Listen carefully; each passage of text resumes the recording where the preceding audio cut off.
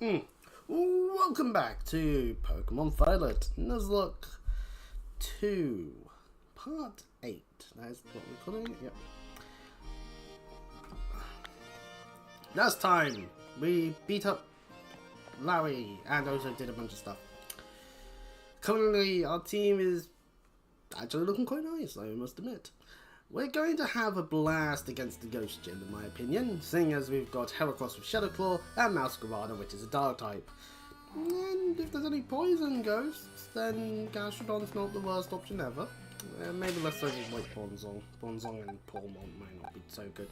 And then, you know what, Talonflame's a good Pokemon overall wise and all that. And before we really, and honestly, before we move on too much, I do want to show something. During the afternoon, when I was busy melting, I went onto Pokemon Y on my 3DS and went and chose a Kanto starter, thinking, oh, you know what, I'll use Charm. I'll go for Charizard Y as my Mega. This is a shiny. I got a shiny Charmander. I didn't realize it until I went into a double battle against Minun and Plusle, the twins on like the next route practically, and just randomly I just went, wait, hold on a second, this is shiny. It's just like, wait, what? just massively, even off stream, I will just randomly on, it seems at this point, I will get a shiny per playthrough of any game, practically. So, you know, that's kind of cool. Now, the description may say Kitakami as well, and that's because, well, to be fair, we've actually are over leveled to some of the stuff. So, anyway, so obviously we need to prepare for this gym here, but we also do have access to Kitakami.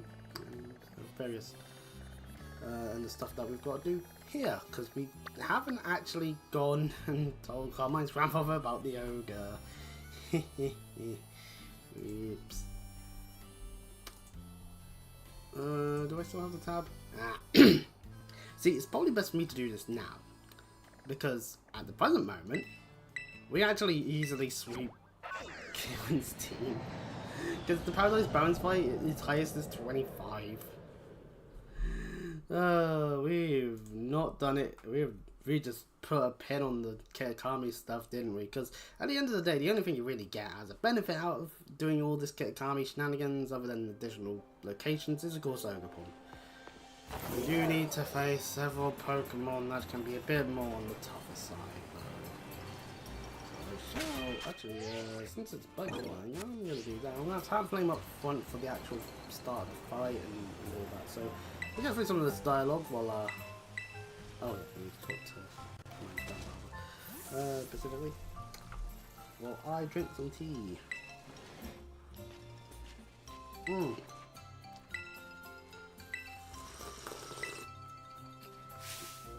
Well, to be honest, Carmine was rather mean there.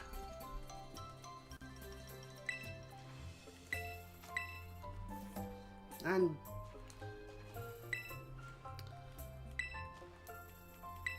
even after all the dialogue, it's like we get forced into not being allowed to just be like, yeah, no, we found the mask. Cameron was wanting me to not tell you, and even then I think it would not be useful. It would not help him out because he actively overhears all of this. So, you know, the fact that we withholded it in the first place still might be like a, oh, but you still didn't tell me immediately. I thought we were friends. That sort of logic, you know.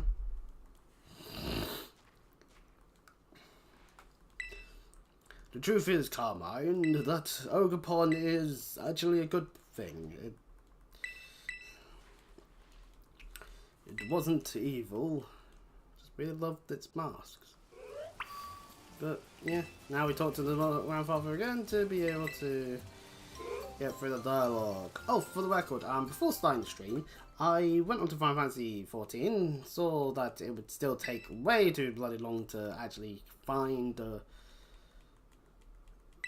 thing with the group stuff before the Ramu fight that we have to do as part of the main story. So it's like, I am just not playing Final Fantasy 14 at the right time of day to ever be able to do the group content that I'm trying to do. Because at least with something like the Alliance raids, at least with Crystal Tower, anyone who's doing Raid Roulette at any point of the day, you're going to group up with them because they will most likely end up in the Crystal Tower stuff because everyone's got to do it.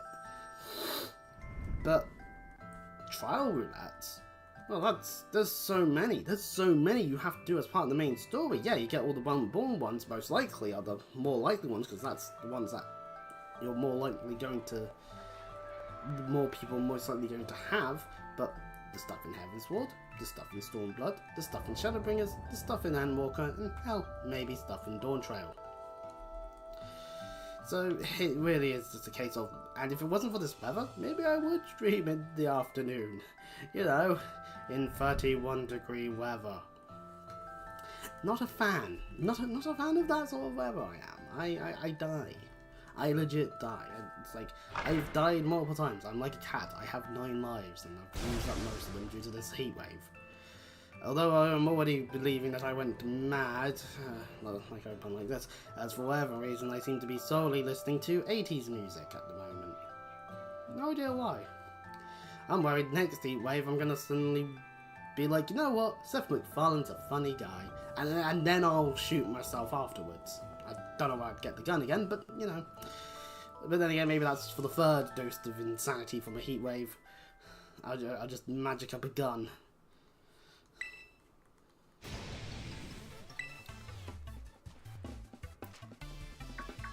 Carmine shouting continuously makes it. I just for this walking past. Oh, there's that Carmine again, truly going insane. Ugh.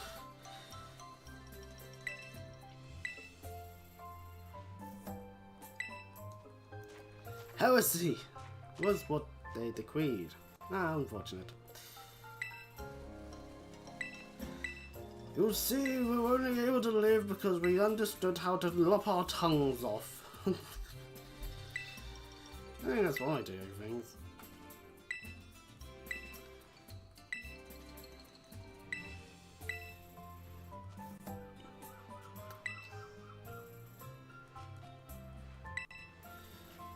Yes. So while this is happening, aka later we'll have to go to that crystal pool and take on the bleeding Milotic, which is why we've got poor Mont. Still being around is a really good thing, or hell, even Masquerada for it, because water. But Milotic can easily have an ice move, potentially, so... Kieran overheard the whole thing by just turning around the corner and then pretending to have been gone. So, great work, everyone.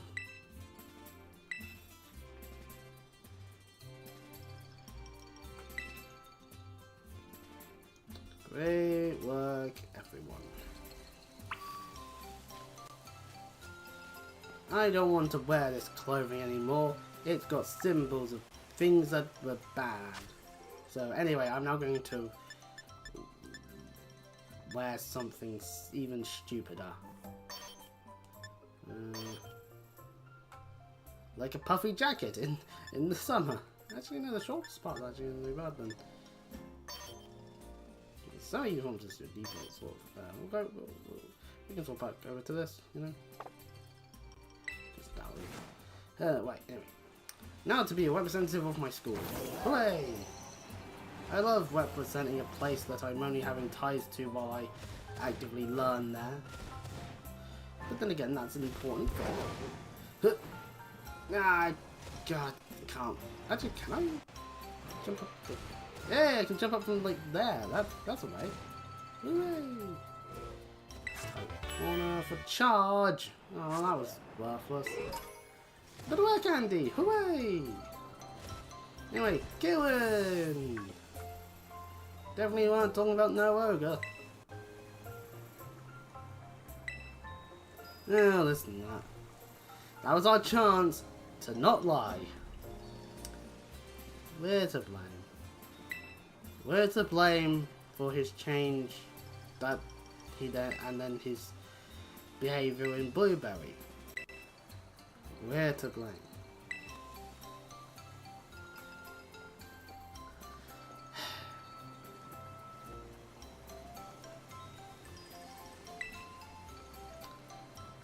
All it takes is one lie and, well, A lot of things go horribly wrong. Now, in terms of going for locations we can actively go to, obviously within Kitakami, obviously OBS, we've been to Paradise Barrens. We've been to the Paradise Barrens, and yeah, so and that was Sandermouse. We caught Sandermouse there. So yeah, we can't catch another Pokemon there, but we can definitely make our way over to it. And definitely fight a Pokemon or two, maybe, or out. But the thing is, at the end of the day, this is pre having done the main storyline. So the levels of the Pokemon are going to be still at a lower. Even though we fought something that was more of level in Chilling Waterhead area, like it was an Arrokuda. If it was Barrascuda, that bite probably wouldn't have killed. Probably. But it was Arrokuda. And I'm still annoyed that was what we ended up accidentally encountering. Like, how many times am I going to do that while I'll accidentally encounter a Pokemon? You know, it's getting a bit tiresome, to be honest. Like, I just want to look around, see what I can find, and then be like, yes, this is what we want, instead of, oh, let's just go for the first thing we see. Maybe that's what some people, I wonder if that's what some people do, because I don't watch as much as I play. Because I like actively playing video games. Oh, hey, Smackdown. That's not a bad TM, actually. It can land a flying type, and then a ground type move can work on it, which is fun. Oh, a Leaf Stone. I don't think we have any Pokemon. Oh, wait, we do. We have Leafeon. No, we have Eevee. We can turn into Leafeon. It's not really... But it's an Eevee... But for evolution, it's not really... Oh, another Leaf Stone. We're getting all the Leaf Stones today, ladies and gentlemen. What was I find all from tarnished next to an all from? Silly game. In any case. Full Hero, Awakening, Pokeball, Sandrew. No Pokeball. Weapons. Ooh.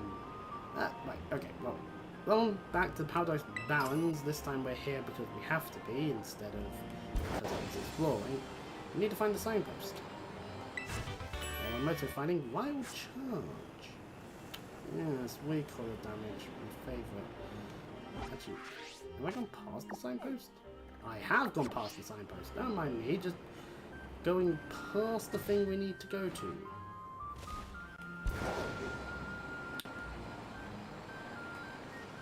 Because there it is. Right. Ooh, rare candy. And we've unlocked a new area for our Ogre ousting. Oh yeah, we can find Komodos here. Well, a bit late for that. That would be more fighting. I think the Furby was about to hit me, but anyway. We've made it to Paradise Barrens. Give him wants a fight. And we'll go, yeah, sure. Our super over-level team is going to do fine. Right, the same that there's nothing on the tracker for the Kitakami stuff. Not even like, because the Gen 8 one has all the Isle of Armor fights, but placed after the Champions fight, so the tracker will be like, oh, it's level 60. And it's like, no, you can do these fights at a lower level, you can do them before the Champions, but like, you can do it immediately, like, you can do all, like, from the moment, in Generation 8, from the moment you unlock the stuff. Don't switch template into... I'm super high level comparatively to his Pokemon. I one-shot the Yarn. As I was saying, in Generation 8, from the moment you get the ticket to go to Isle of Armor, you can go there and get access to Cubfree. You can have a Urshifu really easily. I opted against it. I went, no, I'm not doing that. Other people can do that. No. Urshifu is too broken, in my opinion. Like there wouldn't be a challenge in Generation 8 if you chose to do that. There's Ogerpon. Ogerpon is actually a bit balanced because it is a grass type. It's still powerful, but but a grass type is a grass type. And right now, we can show that this is what happens when you're over level on this fight. It's just real easily, it's done. Just boom, bam, boom, boom, boom. So I can do another one. So you weren't here a moment ago, so I can actually do this again. Oh, well, we can stay in. Another reminder. My luck of shinies knows no bounds. Shiny Charmander on Pokemon Y.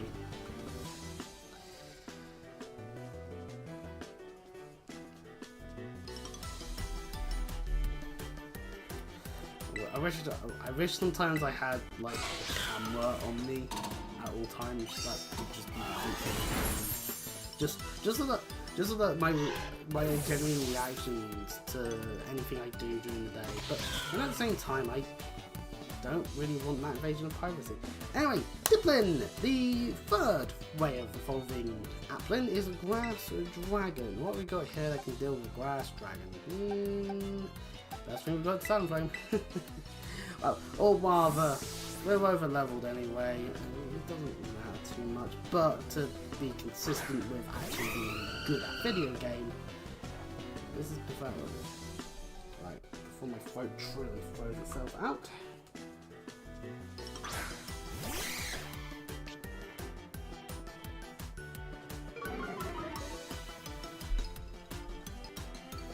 It gets a really good ability in Super Secret Sewer, which just lowers your evasion, which is just like, oh god. Because it means that now, say a move like Slam, not that accurate, something more accurate. Imagine this thing had Blizzard. Ugh. I would not enjoy that, not in the slightest.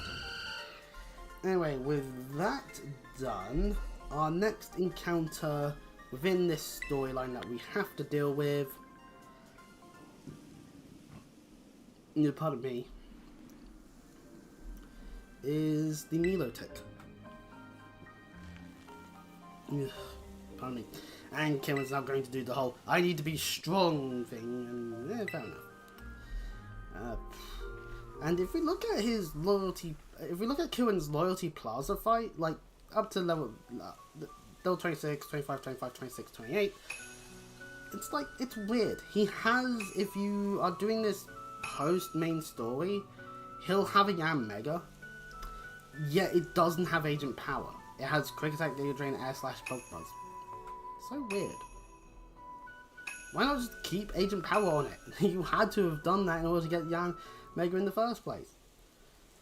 Otherwise, like, just looking through it's like Yama, Gligar, Camarant, Diplin, Poliwhirl. Gligar's ground flying, so probably want an ice type on the team for that, but other than, oh hang on, yeah, actually, you know what, to be fair, one way to easily deal with a Diplin is obviously an ice type. I can probably swap a Pokemon out for Frostlass or something, thinking it through, because just trying to think through.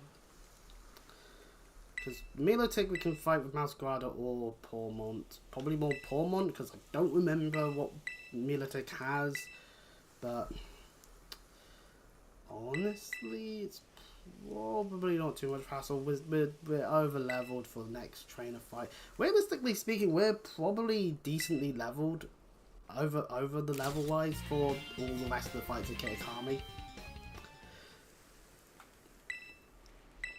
And that's the thing, technically speaking, you could theoretically use a bunch of the low-level Pokemon you catch in the start of the game, grind them up to real high level, and you'd be able to easily deal with stuff there. Hello, Fullaby, you was up there! It really was trying to attack me a moment ago. It's upset that I've got a stronger bird, obviously. That's fine, we'll flame charge it. It wants a fight, we'll give it. I forget that flame charge is not as powerful.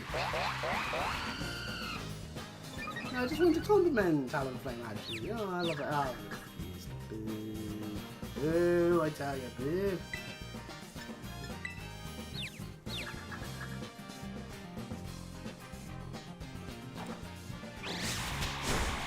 Ah, poor Foley. Really tempted fate there. Ooh, Gastrodon's trying to learn Earth Power. Hurrah! Utilizing its better special attack in my moves department. Well, I have fucking Earth Power with Bulldoze actually, making it through. It's great. Gastrodon can now deal more damage whenever it's being involved in a fight. Obviously, to us may be extremely good for the safe gym unironically because Intimidate and Assurance being good synergy with faster Pokemon. So super effective against weak types. Yes, Assurance definitely is due to its dark typing. Right, thinking it through, we've got. I don't want to put my entire team into fighting types, but yeah. Honestly, right now, there's like a few areas. I think this area we haven't actually done an encounter in yet, which is the Kitakami Wilds. I haven't written that down. Same with Timeless Woods, but I know the Timeless Woods ones are high level no matter what, so I can add.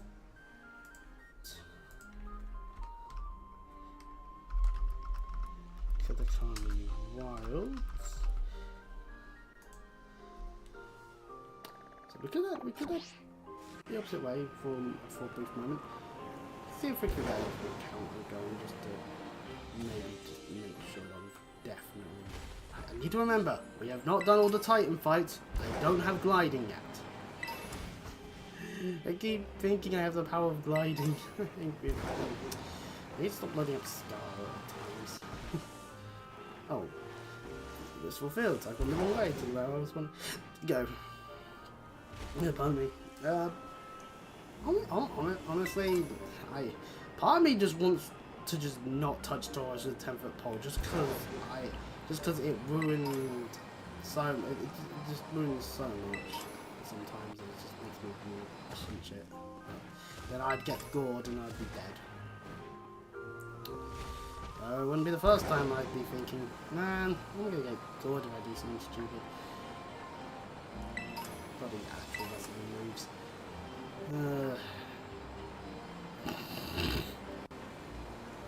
Well, anyways. We're on to Kitakami Wilds. We didn't make an encounter here, but level 36, level 34. Hey, someone maybe a leaf. No, it wouldn't be a leaf snake. It would be a water snake. Where is the Focus Blast! Not too bad, puppy. There's NDD. Small typing can be useful for ghost shenanigans, but obviously. Give me do what I like. Rich casual and more things be 4 times reach grass. Over there's a yam up. I'll go to this side and they're level 36, but they're like tiny ones.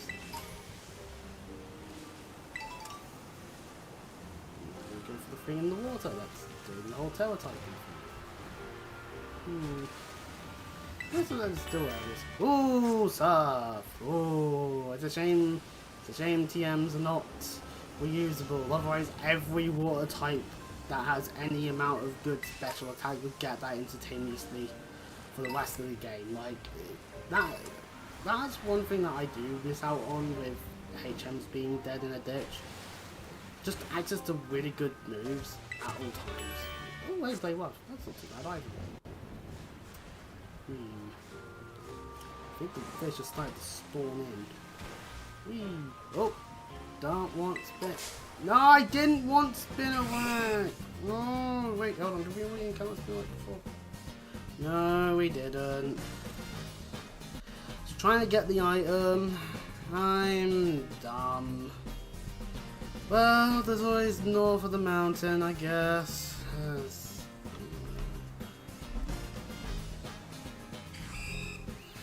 Spinarak is, as in terms of a Pokemon, well, it has got some decent moves on it.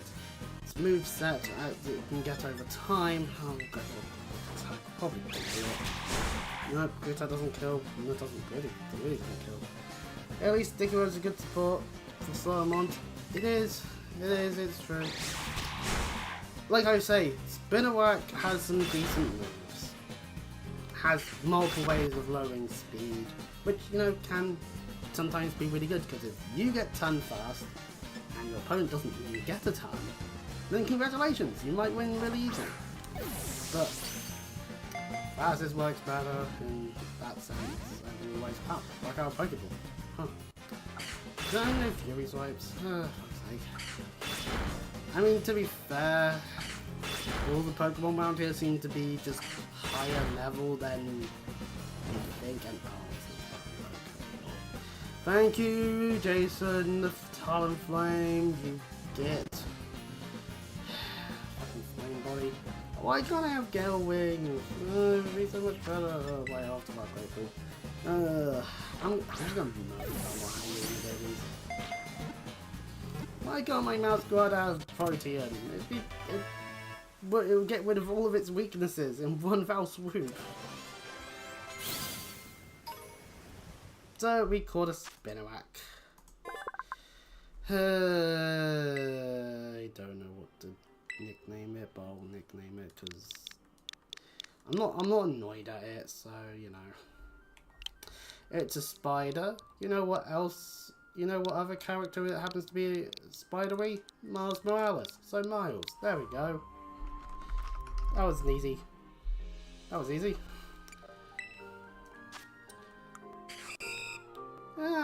Cunning has Shadow Sneak and Sucker Punch and Agility. Not so useful in that once. And it is a Bashful Spinarak. Now we're not going to put it on the team at the moment, because let's face it, it's not really all that good. But overall wise, Spinarak and then later on Ariados, base stat totals. Spinarak is an early Gen 2 bug. How early? Well, it's on the first couple of rounds. So naturally, it's not that good. Oh yeah, it could have Insomnia. That's not too bad. Insomnia's not too bad because it prevents sleep. But hidden ability wise would be Sniper. That wouldn't be too bad either, to be honest. You could also just have Swarm. But yeah, okay, it's been like 250 base stat. It's a pre-evolved form. That's we have, but only 390 for Ariados, with its best stat being its 90 attack. So okay, so if it's in fighting a Pokemon where it's got low physical defense and is weak to... Oh, we just ran into another one. Then maybe Ariados has some use. It does get access to, in Gen 9, Swords Dance. Huh. Well, that's not too bad, actually. What moves does it have to be able to utilise these? Well, supposedly Bug Fight, but also Shadow Sneak, Sucker Punch, Spin Missile, Poison Jab, Cross Poison at 50. Cross Poison at 50, eh? I could just go any game where Zubat is in, you could just level that up to Crobat. We could have had Luantis. Then again, that'd be another grass type, and I'm not. You know what? I love catching all these Pokemon that are going to be so weak to fire. It's so fun. Or we could have just gone straight to an Ariados.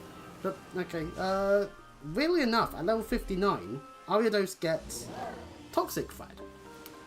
It's similar to String Shot in that it lowers speed, but it also poisons the target. See, that's not too bad. That has its qualities.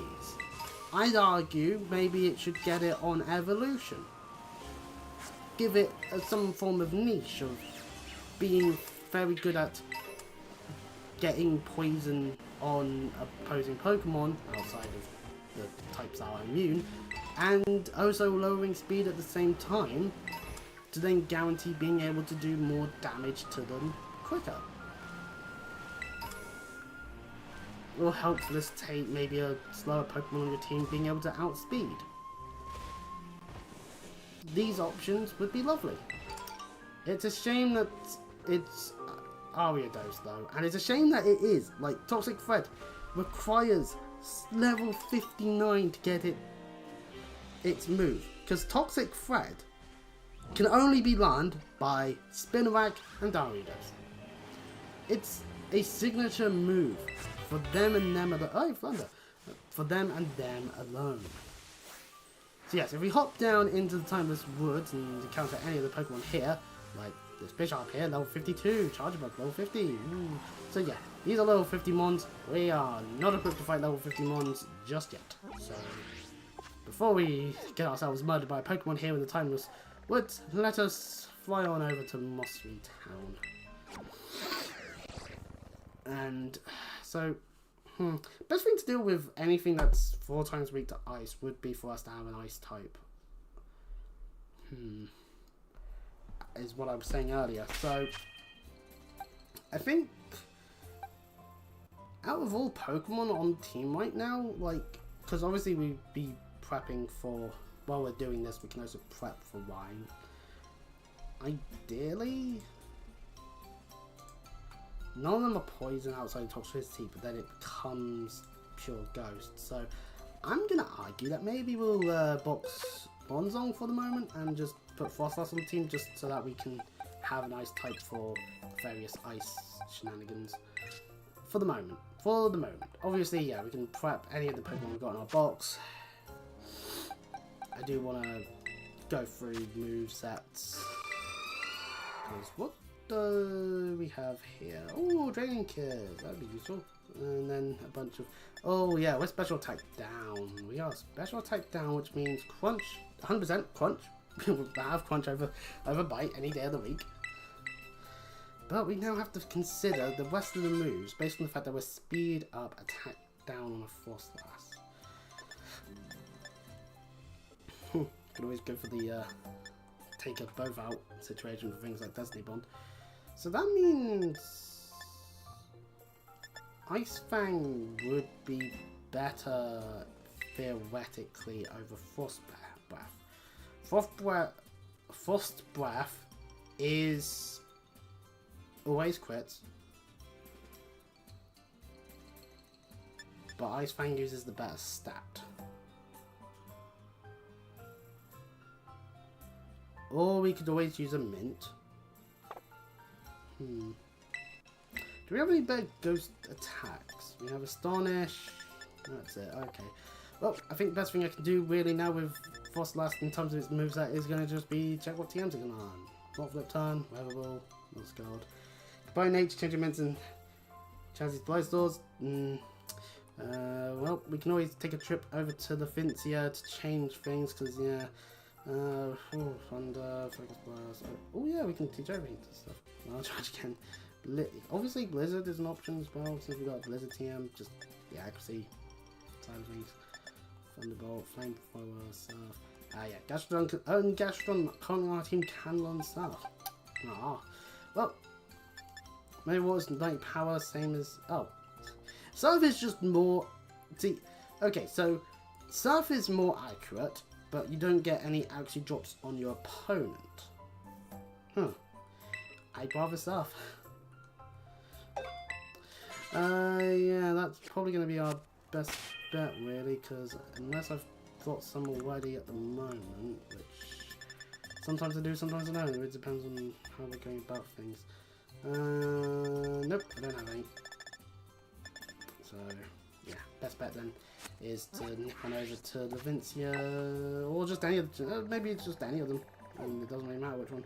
But we'll head to the one in the Vincia, which is there. Muddy Water actually doesn't affect your partner in double battles. Well, wasn't really thinking that I'd be outright using Gastrodon necessarily, but so I'm trying to think. At the moment, unless we want to go screw the spirit of things, let's just auto lose to Lacey. We won't have access to Blueberry till post game.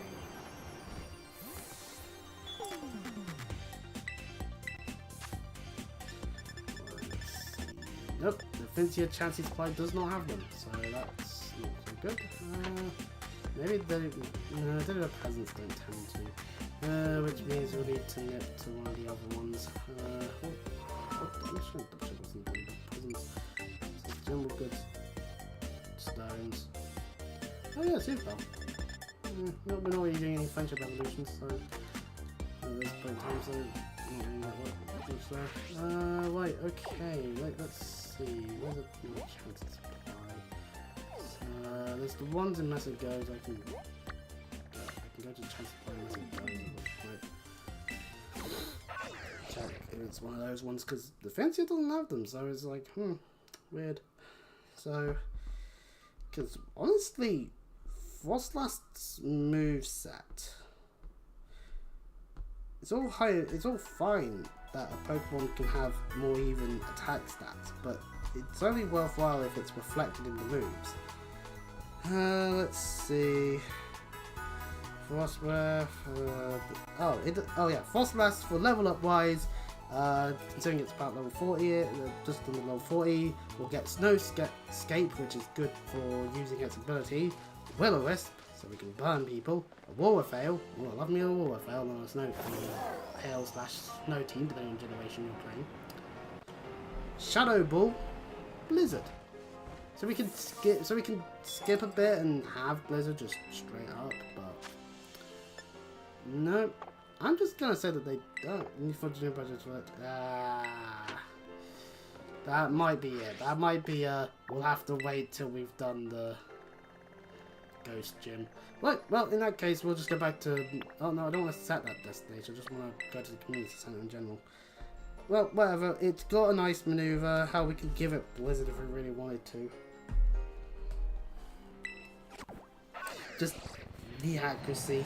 Like, when life and death matters most, having a move that is really strong but also hardly ever gonna hit isn't worthwhile. Though then again, it depends really on how things go. It will depend on. Yeah, I should probably just heal just to make sure it's in a good state.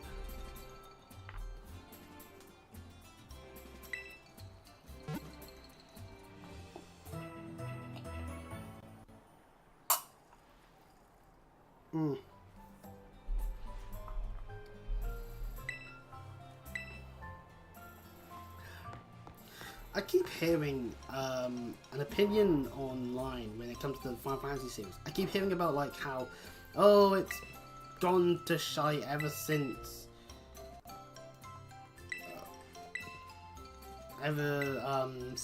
the whole oh yeah, the border stuff. What am I trying to do here? Oh, just head to my room. Nah, I'm dumb. But I keep hearing people be like, "Oh, it's not turn-based anymore, so it's bad." Oh, okay, so you play all those turn-based games that still come out, like Dragon Quest still turn-based? No, because it's not turn-based. It's like, oh, at that point then, it's just that you want to play games that are under a specific name. Those people annoy me sometimes, because it's like, oh, the issue with modern Final Fantasy is that the writing team is bad. Is it that the writing team as a whole is bad, or is it just that you didn't like the direction they went with Final Fantasy VII, with the remake stuff? Because a difference could be made. Apparently, that some people maybe just wanted a pure Final Fantasy VII experience and not a new story being told within the confines of Final Fantasy VII. Could just be the case. I do find it funny when there are people that will be like, "Oh, they need to keep time travel to Kingdom Hearts." Yes, because Kingdom Hearts is the only time Square has done anything involving time travel. So anyway, I'm now going to go and play Final Fantasy 1. You know, the first game in this illustrious franchise of excellent RPGs. There was always wibbly wobbly timey wimey bullshit. There always was, just hands down.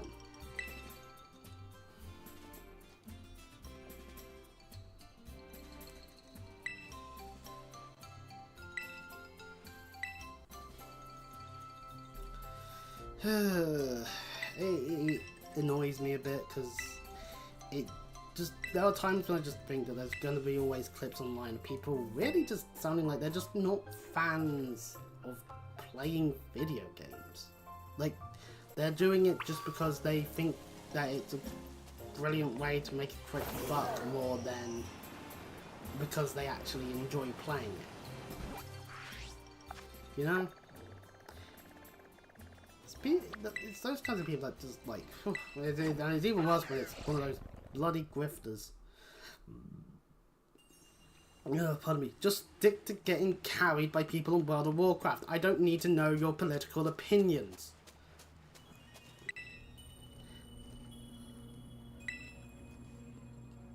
But hey, you know. I'm dumb. I need to swap immediately. I forgot to do that, didn't I? I forgot to do that, I think. Into the pool? But my clothes would get soaked, Carmine. You thought.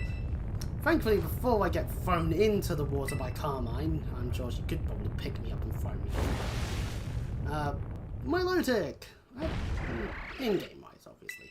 In real life, actually, she won't. Or she could just use one of her Pokemon. So yeah, I need to quickly swap. Talonflame is not good against a Milotic in any way, shape or form. I'm all like, I'm going to make sure that I'm going to use this Pokemon, and then I proceed to not switch to that Pokemon. But yes, it's only a level 30 Milotic, which, to be fair, we're several levels higher. But Talonflame return. Have we been counting in the pool area? Because we can't catch this. This is not a catchable one. I think the answer is Kitakami Road, Wilderness Road, Apple Hills, Cineweg, Whittle Fields, Palace Bands, Old Small, Final Pass, Team Warhead, Kitakami Wilds. No, we have not. So we can get a Pokemon here. And of course, Milotic. Some people have PTSD of this Milotic being very especially defensive in Gen 4 in the champion fight, but we just hit it with a physical attack and gone, yay, we win. Oh, so we got this whole hangry Morpeko. So cute when it's all angry. Then again, Morpeko is always cute, so, you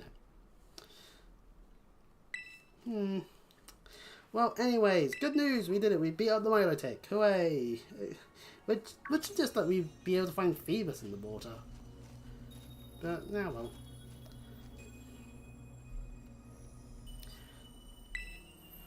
Regardless, we do get ourselves a cluster of crystals. Hooray! And Brer shows up to talk about things.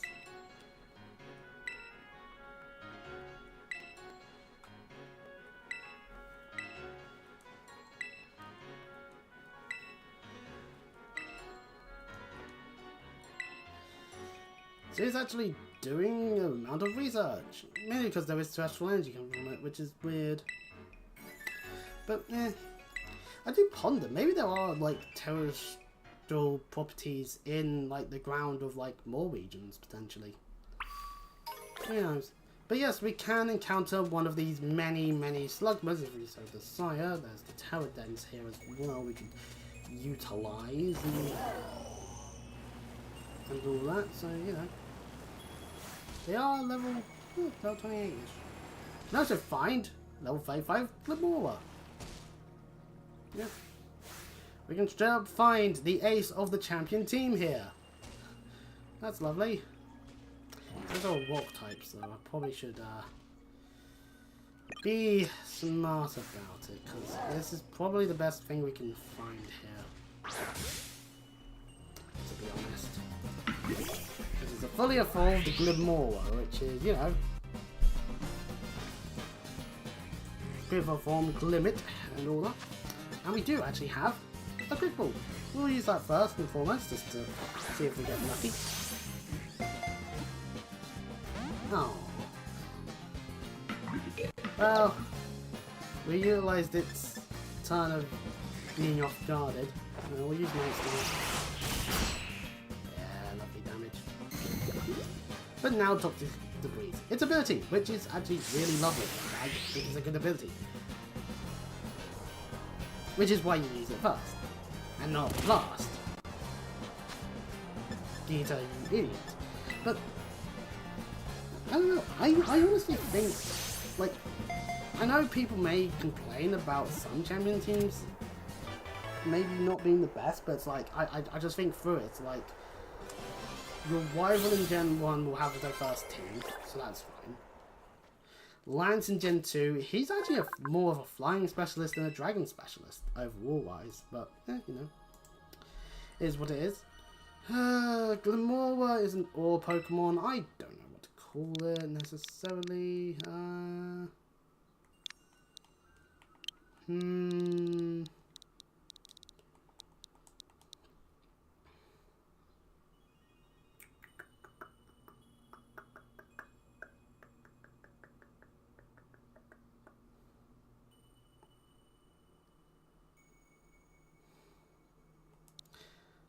I might. Fun fact: Glimora has base 130 special attack. Hooah! And I'm going to try and call it. How do you spell?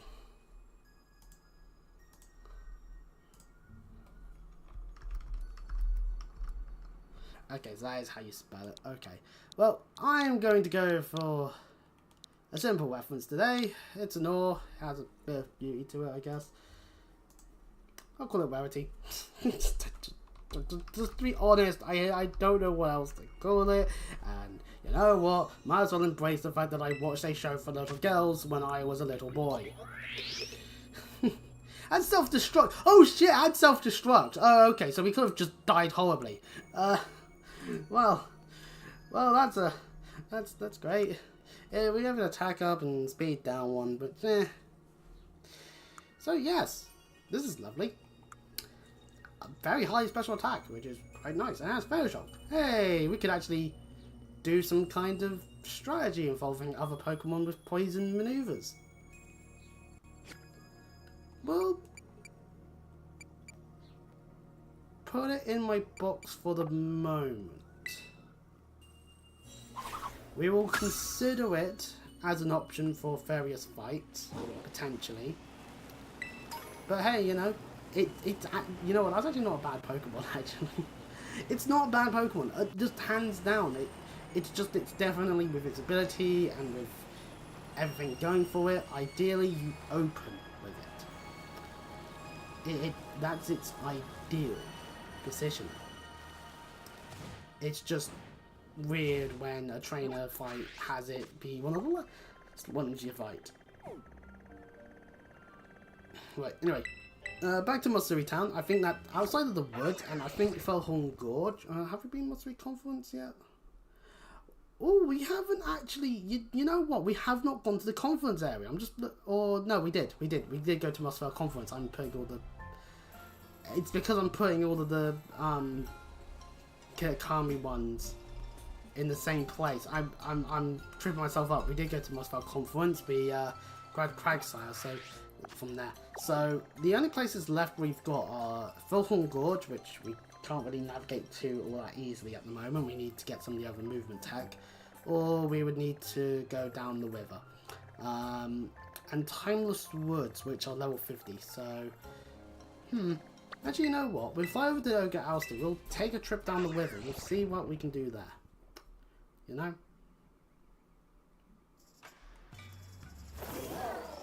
Because if we're able to... Because I need to check the level of the Pokemon now.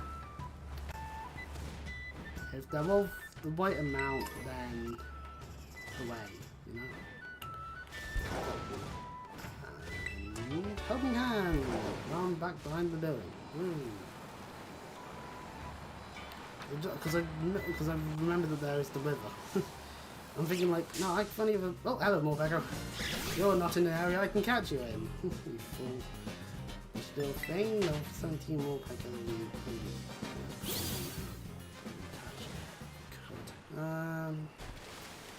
Right, let's take a trip down the river. Ah! Or we even, who knows? The Lotads and the Magikarps. They love the water. Someone recently put near the harbour area, not too far away from, a bunch of water beds. I don't know why. Really. Oh, we could get bombardier. Actually, no, we've already been bombardier before, so... What level? Level 32. Oh, okay. We can get over near them. Number of low evolution-wise ones, but yeah, you know, a bit of levelling will do. There we go, probably now. Another flag sire, which obviously we've done plenty of. Ducklet line. Whoa! The whole group of bombardiers.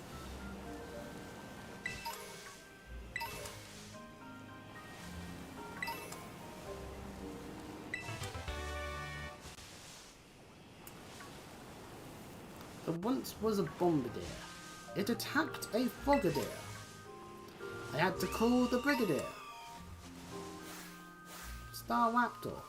Whoa, whoa, whoa, whoa, whoa, whoa. Wait, Star Raptor, don't walk towards me. What the fuck? Why was it walking to me? Like, Apom's a thing, Dreadnought's a thing. Not necessarily like an idea of that.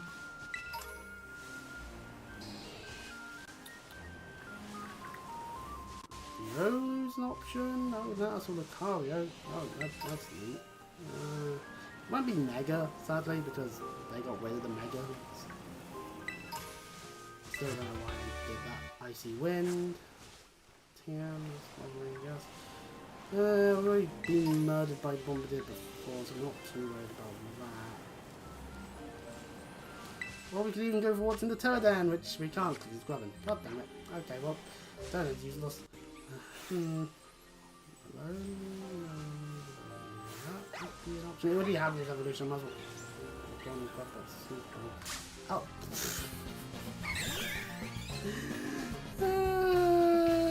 Stop! Has Intimidate! We have one that has Intimidate! Whoa! Hold on! Fellhorn Gorge!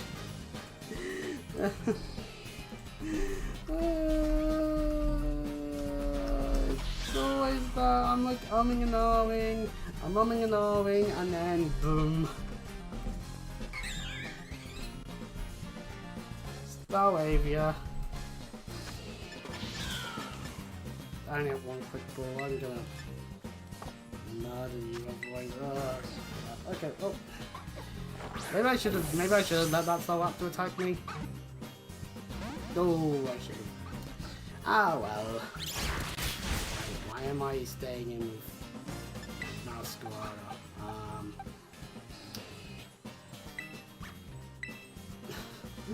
Okay, wait. Before we get murdered too heavily.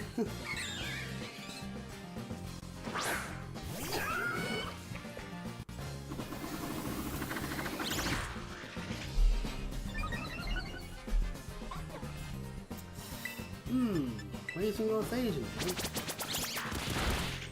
You only have 78 health. Okay, yeah, that's... Ah, we killed. Okay. Missed. Hey, Pom. I failed horribly. Ooh, a cave.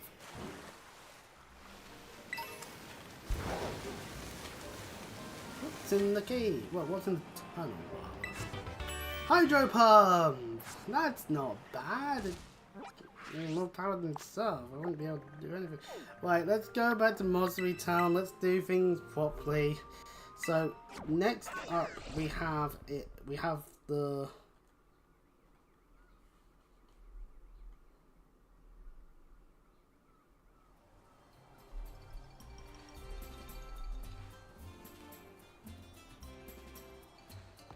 We do have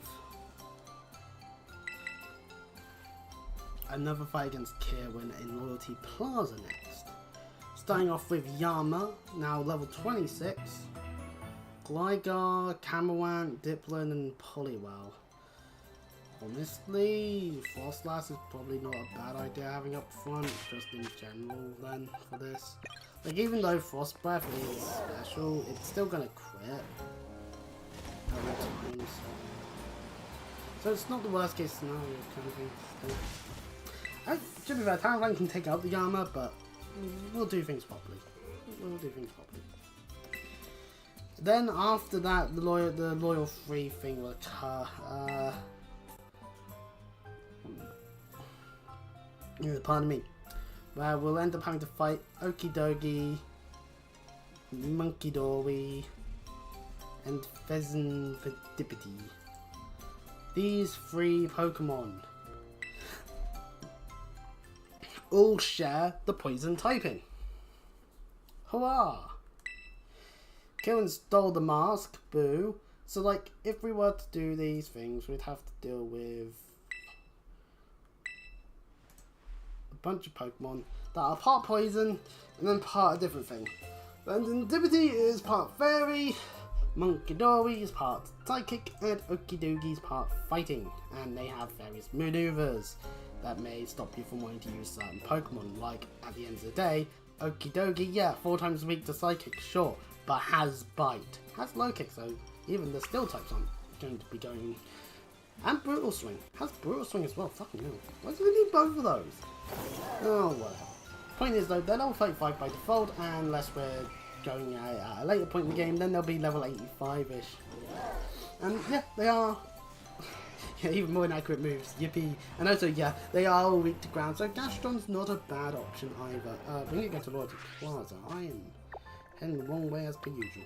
Now, as for Kieran and his team of flying types, and Poliwell, we'll be dealing with him post haste.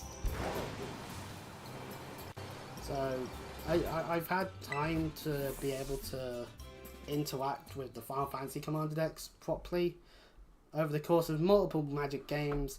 I have to say, I quite like the 14 deck. I think the 14 deck's really good. Just it's so burn damage for a not red deck because it's white, black, blue, so which is weird. The 7 deck has a high ceiling. I think has a higher ceiling just because you have to get lucky on your which equipment you draw. The 10 deck is, if it was mono green, I would not be surprised, just because of how quickly it ramps. But oh, Chocobo Knights giving them double strike when they have multiple ways of getting so many counters on them is not fun. And Trample, Spear gives Trample, and it's just like, oh fuck else. The 6th one seems to just be the weakest one, just because it requires a level of luck from milling. And I don't know, I don't know, maybe it is actually really good if you just get lucky. Anyways, I'm talking about Magic the Gathering while Kieran's having a mental breakdown. I just saw the rule change recently that they've, Wizards announced that now legendary vehicles count as being eligible for Commander. It's like, oh, that's cool. I don't really know if that really affects things much in terms of any decks you could have made prior to the rule change, but I think that means Edge of Eternities is giving us legendary vehicles that they want you to run as commanders. So, you know, and even some commander decks as well. It's weird that they're coming out this close to the shenanigans that is Final Fantasy. Like, they're going to die at death. The Edge of Eternities in the start of August, they're going to die at death. And it will happen. No two ways about it. No, my small bit of accuracy less enough. No. Fuck's sake, game. I would think better off just using Talonflame to release acrobatics is 100% accurate. Ugh. But yeah, we easily deal with armor. That's not. Ugh. Just need some good maneuvers. You're like the hero in a story. Thanks. It sounds like as if we are. Camelwan's water typing puts a potential damper on things, which means I'm just going to switch over to Pawn. All I can afford to cast Rodon and use Agent Power. Yeah, it's a shame. Agent Power has its charm because it pays a special Rock move. But its only use is to get the Omni Boost. And if you just never get the Omni Boost, because I haven't seen Gastron get it once, it's not worthwhile. Anyway, Thunder Punch. type of fun as well, I guess, in case he will fist in that. Oh, now he swaps to Gligar.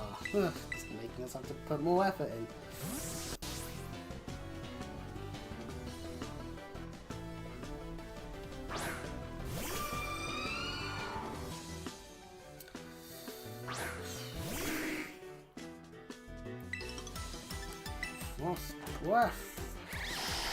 Gligar!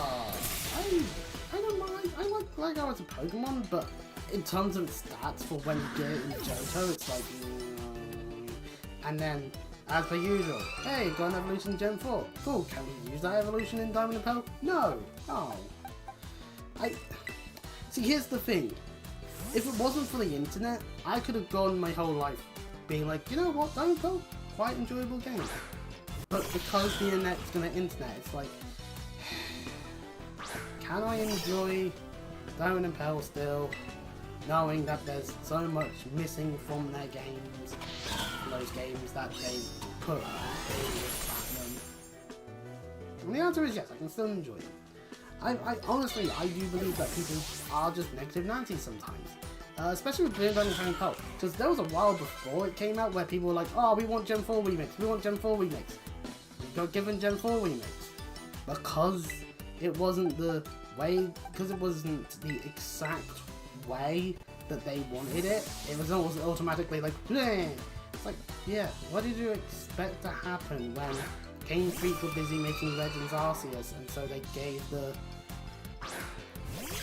power of doing the whole remaking to a different company to develop. Like, what was to be expected at that point, you know?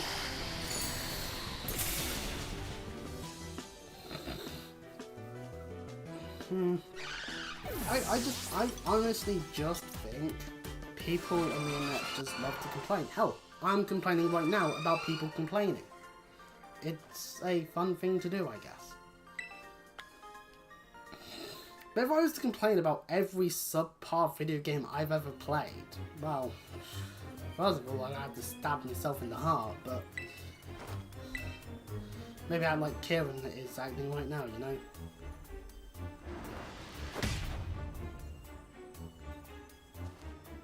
That was a smart decision.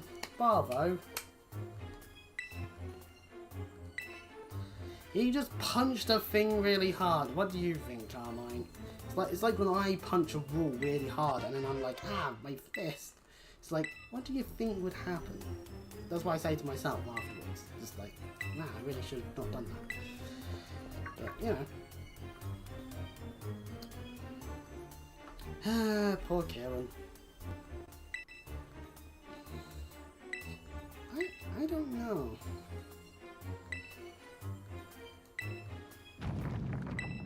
But unfortunately for us, this is now when the Loyal 3 crop up.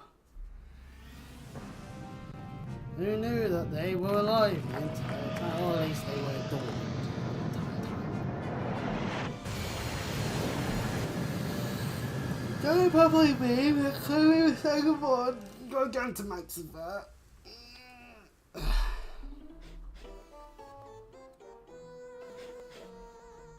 And if only the people didn't do what they do, because then we would be getting just normal size ones, and that wouldn't be too bad.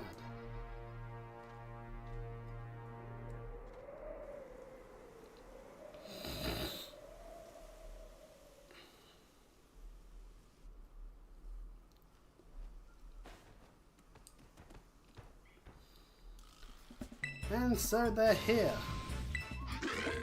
Finally.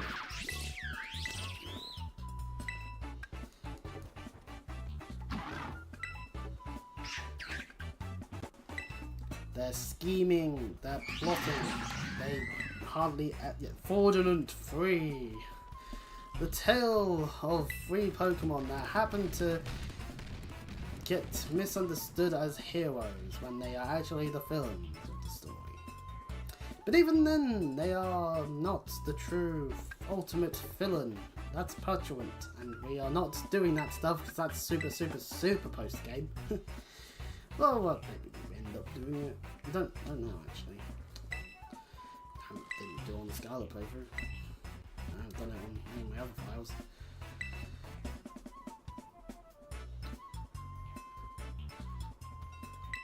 Well,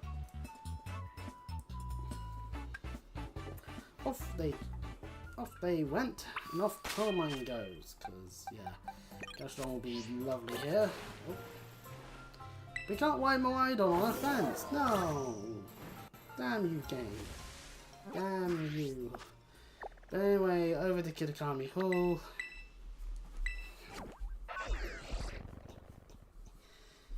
Itch on the leg.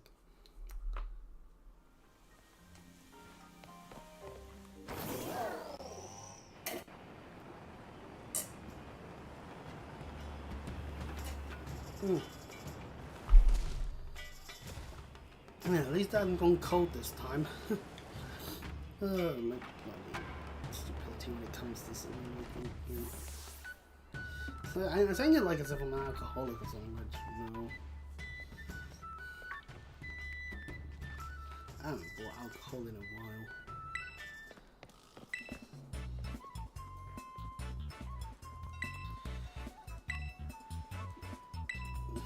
Come on, calm down.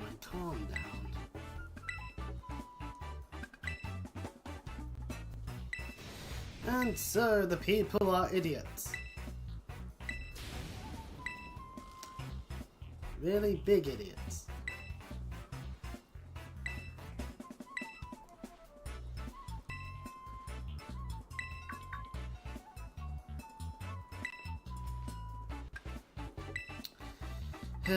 Well, anyway, time for us to go and save Ogerpon.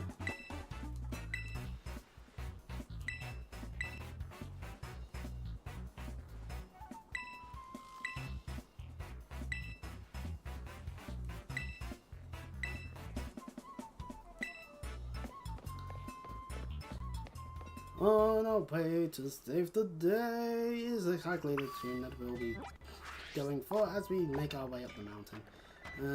Best point of travelling is Inferno Pass by the occasional stuff. I do like that the loading screen is knocked owls, just to represent the fact that in Kitakami they'll utilise that. It's like how in Paldea they utilise Squawkabillies, because Tinkerton puts a stop to Corviknights really easily. And then Corviknight is used in Gala. And I do like that. That is like, oh, multiple regions have had the same idea of a flying taxi service. But due to either because of a Pokemon's existence ruining your chances of using maybe a better bird, you have to go for something else. Or because that said bird doesn't exist, so you go for something else. Pokemon, I'm here! Don't worry, I'll save you! Trips on the stone, cracks skull open on the ground. Carmine shows up and is just like, oh well.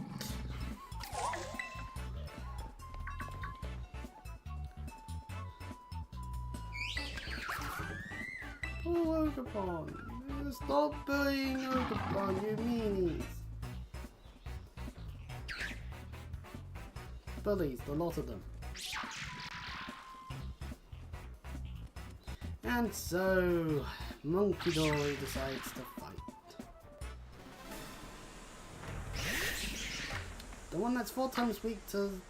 No, not 4 times weak to psychic. This one is psychic, meaning it's poison psychic, so any weaknesses into a werewolf, then we'll just have power up. Tank Psybeam.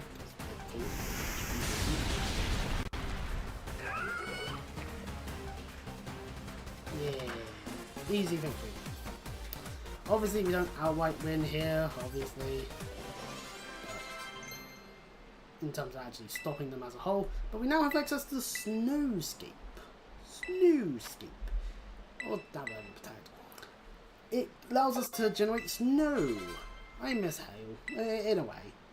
I like that they still kept a weather condition for ice types, because ice types need them really. Anything that gives it stuff. But anyway, Monkey Dory has been beaten slightly, but sadly it's gone way back up because we're not actually fully done with them. And haha, come on. Oh, I'm kidding.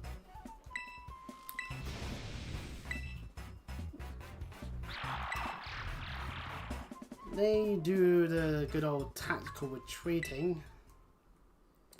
But at the end of the day, they have the masks, so... Because, yeah, if we're fighting the three of them, they have... Okie Dokie will have Bite, Poison Fang, Low Kick, and Brutal Swing. Monkey Dory will have Bite, Clear, Smog, Side Beam, and Spite. Oh, great, can spite us. Oh, unless we're, of course, fighting the level 85 version, in which case that means Psychic, Soul Train, Shadow Ball, Nasty Plot. Fucking hell, its moveset at level 85 is fucking brutal. And Defense Ability has Quick Attack, Ring Attack, Poison Jab, Dazzling Gleam. Ooh, Dazzling Gleam, that could be painful.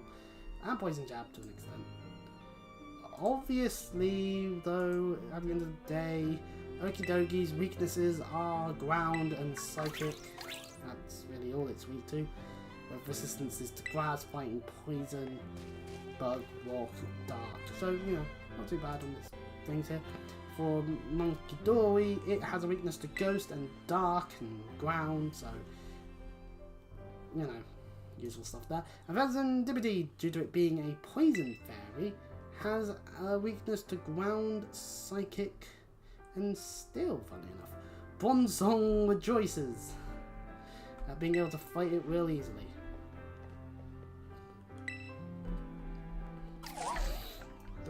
Does it have moves that are gonna actually... not really, actually. No, I might have to put Bronzong back on the team just to... I might put Bronzong back on the team just because it wouldn't be a bad shout as a thing there. Oh yeah, I didn't swap out that was wrong. It's meant to be Frostlass. Where's Frostlass on the thing? There's Frostlass. There we go. So maybe for a moment we'll remove like Heracross, put Bronzong back on for a bit.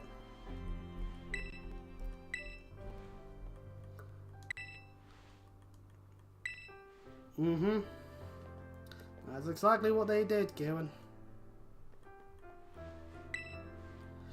Downside for Masquerada being Grass Dark, it means that, well, it has got use. I could use Dark Maneuvering. Anyways, Carmine sets up the whole Mask Retrieval Squad malarkey, but at the same time, also it's like, yay, woo, she's assuming direct control. Oakupon will now follow us around. Hooray! And realistically speaking, yeah, Heracross isn't going to be alright, you talk about wanting to get levels. Damn it. We'll swap Talonflame out for the moment and put Bronzong back on. I think that is not a bad idea, to be honest. On my own accord. Just doing that will allow for Bronzong to be used in the correct monkey fight as well. Not monkey, free fight thing. Basically, we'll start a Gastrodon for them, I think, and then we'll go from there. Right. Teleporting over to Mosri Town so that we don't have to walk all the way down, because, you know, it'll take a moment.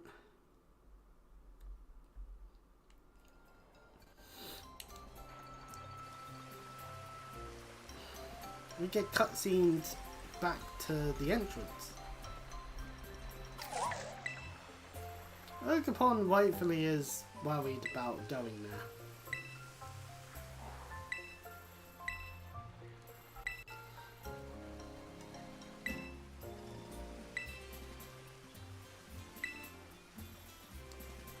We going village.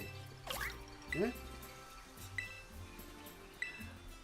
It may not understand Carmine, but we have a knack for talking to Pokemon apparently. So, he'll listen to us. Oakupon, me like grass type. You grass type. I do like the grass type. Yeah, it's a good typing. Is it my favourite type? I do actually ponder that sometimes, whether or not. Anyway, welcome to this bit where we have to now run around while looking for the correct... yeah, these ones here. So yeah, this person spotted Prince Dizzy flying up the mountain. God damn it.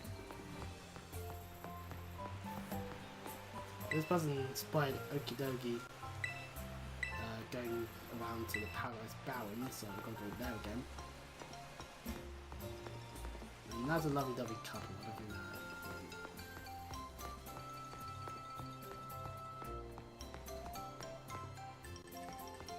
Somewhere around here is the person they're looking for. That would be talking about Monkey Dory. Where are they? They're around here somewhere. There he is. There we go. And they're over by a pond.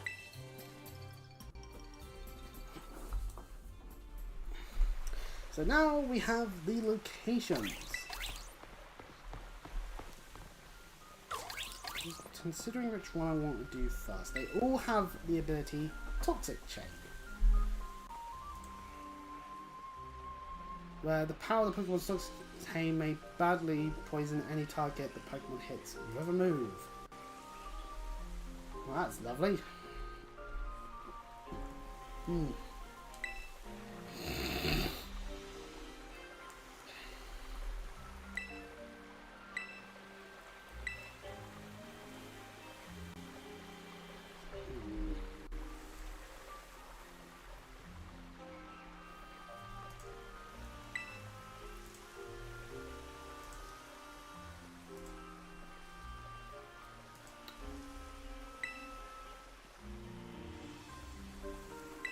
Which means we now know exactly what we need to do to deal with them.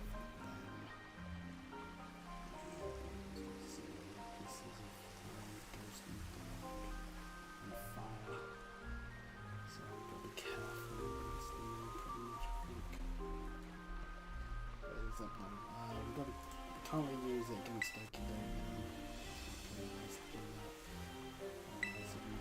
Really don't want to use it on realistically speaking as fuzzy activity. Which is nice, that's good, that's the only way to use it on. We'll open Dash of them now. So now we can see them on the map.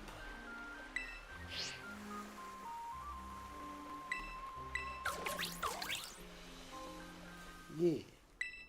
We'll do it. And Kieran isn't gonna help as much. Which is a shame. It's a real shame, but hey, you know, we do what we must. And all that to try and convince everyone that, hey, you know, Oakpond's not that bad. So now it's time to collect the masks. Doing so, we'll once we've done the rest of the storyline afterwards, we'll have Oakpond. And Oakpond will have the lovely quality of having the power to change from being pure grass to grass fire, or grass water, maybe even grass rock if you're really needing a rock type. Meaning, Oakpond can be a good part of the team, at all times practically. It can fulfill various different roles in terms of type advantages that we may want fulfilled. Or, it's not bad as the backup option in the event of, say, something bad happening.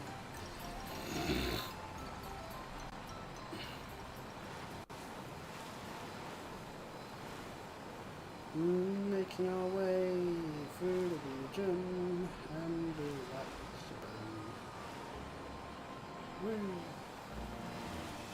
I'll be honest, a heat wave is just dreadful because we don't have air conditioning. We don't have buildings that don't retain heat. So basically, buildings here in the UK, they are designed around being able to retain heat. Meaning in the winter, that's great because you put the heating on for a little bit and then you can turn the heating off after it's warmed up the place. And monkey! Obviously, with that being said, in the summer when it's just warm all around, yeah, it remains warm even once the sun goes down for a good while. It can get a little annoying. But anyways, over here by this pool of water, and this CFLive that's completely useless, is slightly bigger monkey dory. So that means they've grown a bit. Because we do these fights a la how we do the Titan fights. Well, the second part where we've got a friend to help us hopefully take all the damage.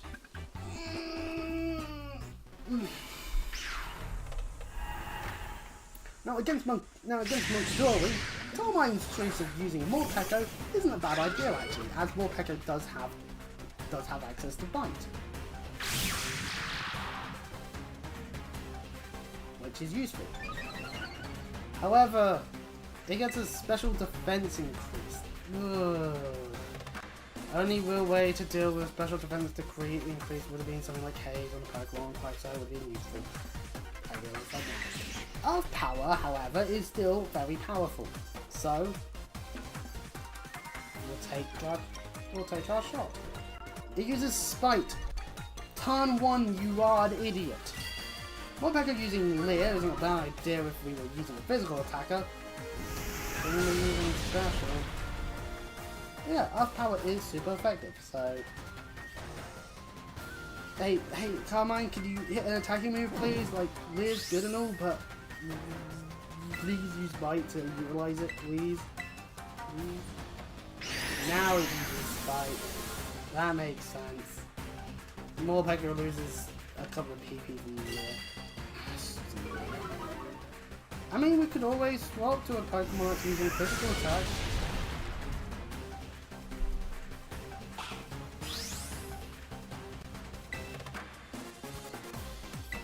We'll just keep going at it. Is it going to fight us now? Yeah, it's going to fight us now. Should have known. Yay! Finally, Bite, which does a lot more damage. Yeah, pardon me. Its dark weakness is lovely. It means Carmine's useful here, but I mean, we're not really going to be using Earth power much more because. You know, we'll use Agent Power, see if we get the unused. No! Carmine's BB is going down even more, no! Monkey Dory's easy. Monkey Dory's the easy one. Yeah, just super. Boost. Oh, damn it. Well, okay, well, in the event it does Spite on me again. This is the thing, we've been quite lucky that it has very much just been going for Spite a whole bunch. Well, that's all my Agent Power's gone. I'm gonna have to go and heal out Pokemon Center real quick. But Monkey Dory is now defeated! Hooray! It shrinks back down. We get experience, which we always want to get.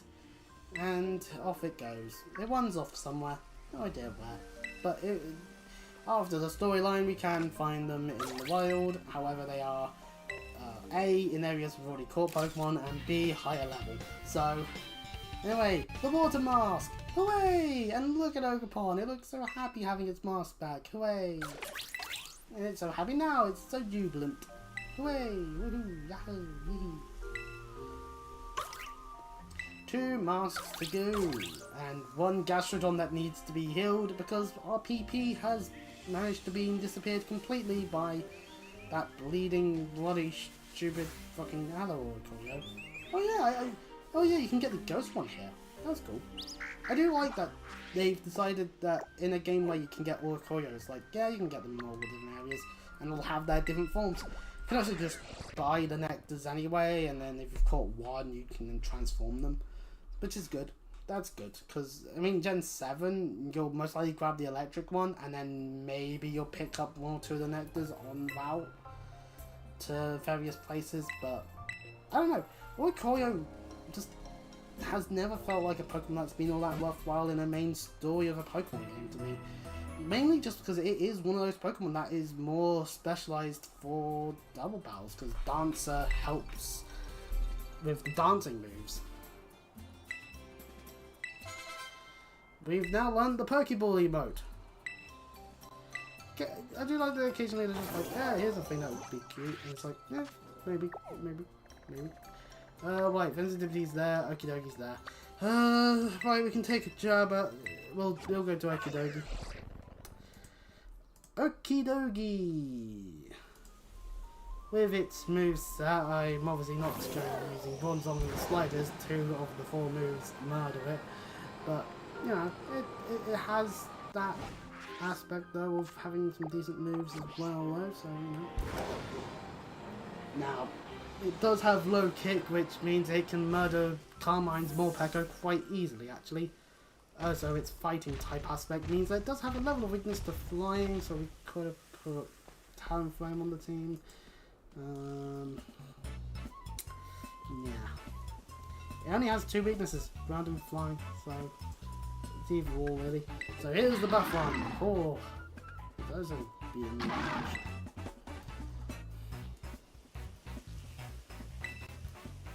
We'll aim for the legs, hence why he hits us with low kick, because he's aiming for our legs. Get? But, you know. Right.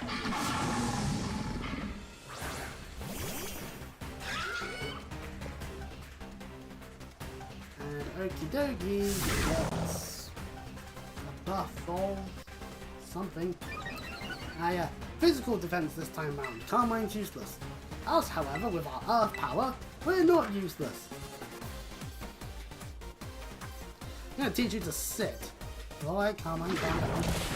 Also, ow, it hit me. Carmine understood. Thundershock would be that maneuver. Didn't do much, but you know.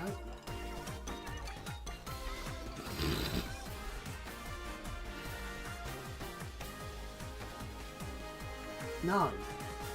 If you're gonna take forever with Thundershocks, no.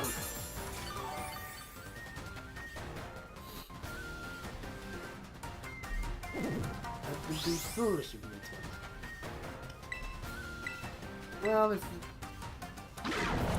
it is solely going for us. Oh no, badly poisoned. Oh fuck. Okay, look at that. Well, I am with Gastrodon now. Oh boy.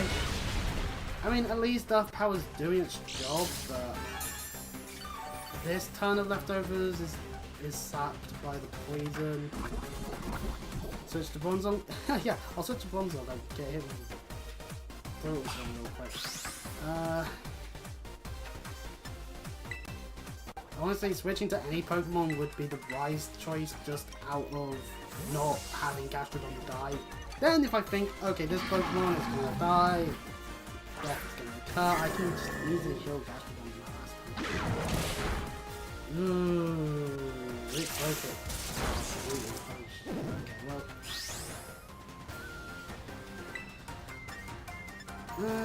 Right, it is weak to Psychic. Yeah, no, it is weak to Psychic. It's fighting poison type. Oh no, it isn't. Neutral. I could have healed. But no, Extra Sensory was good. Yeah, it's super effective. I'm dumb. I'm gonna have to heal Bronzong as well. Those low kicks hurt. Ah, we've actually spent enough time where Ogerpon's actually giving us a stat boost of our physical attack.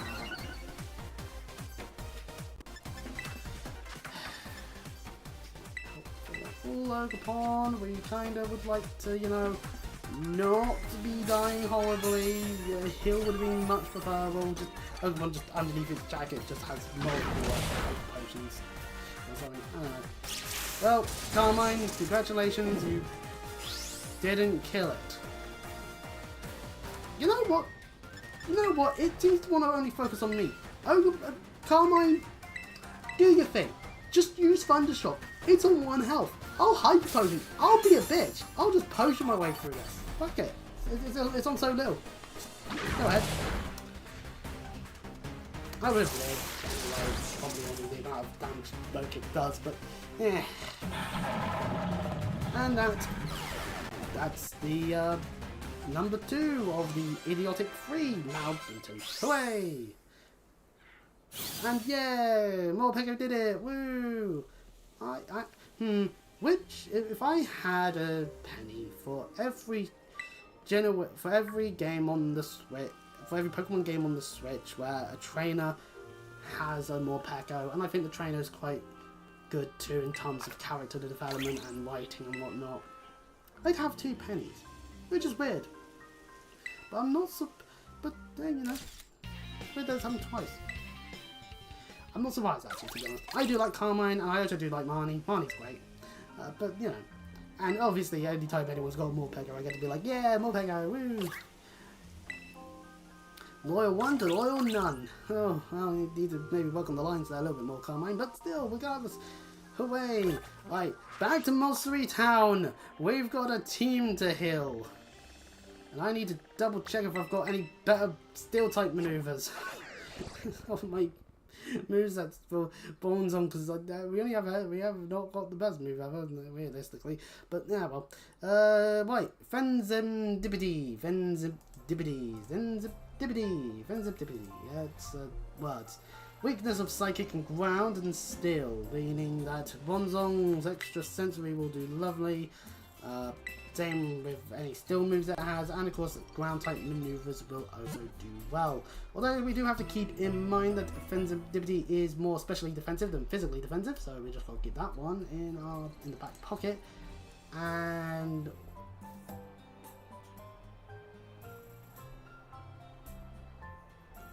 then it supposedly gets a boost to its speed. Keep that in mind.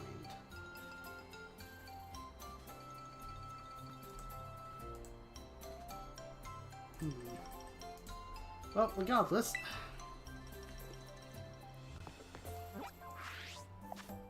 we can start with Gastrodon again, but part of me is wanting to. No, it's somewhere on the mountain. Didn't I get like Flash Cannon at some point?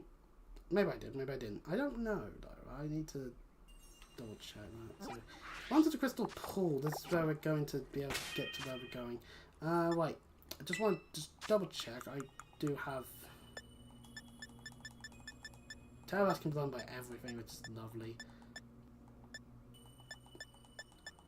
Fireball, Flamethrower, Heavy Slam is what we've got. Who knows? Maybe Heavy Slam will do lovely. Do a Power Gem actually. Interesting. Ah yes, Body Press. Not a bad move actually. It's suited for if you are really high defensive Pokemon to hit physical attack with. I thought I might have had a different steel maneuver. Potentially, but no. Well. Right. Fenzin, your time is numbered. In the direction of me winning. Hopefully. Hello, Slugma. Why do they call the Pokemon Slugma? Because the only thing that then happens is there's going to be people that'll be like, he's going to say the thing, and he'll be like, no, I'm not saying the thing, I'm not that degenerate, for fuck's sake. Sure, I'm aware of a lot of degeneracy, I've participated in degeneracy, and really let's not go too much further than that. Ultimately, some people just need to calm the fuck down. Look at it go at 1 frame per second. Friendly reminder, switch 1. We found the bird! Thankfully, Toxic Chain means it doesn't have Levitate. Hooray! And it doesn't ever get Levitate, and its hidden ability is Technician. Considering its moveset, that's actually not a bad hidden ability to have, actually. We gotta retrieve the mask by heading into the chilling waterhead area, which we've already done that stupid fucking Aracuda bullshit before in. Oh, I missed the thing! Ah, darn it. Oh. Anyways, downwards we go.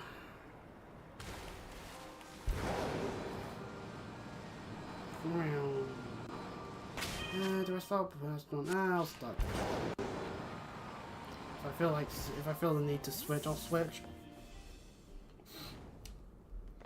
38 past 7, currently in the morning, and is a bit on the side of things.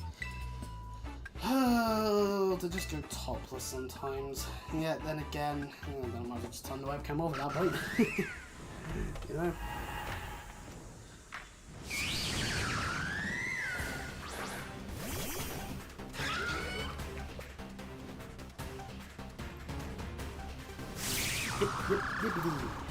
going to get it. It's like a fox. That's a bird. And it's going to outspeed no matter what, so lovely stuff. Anyways, Earth power go right. Yes, Carmine, your friends and dignity. And Dazzling Gleam murders more Peggle in one hit. To the surprise of no one on that one, I'm going to be honest there. Well, my best grunt, I mean, friend. No, she considers me a grunt.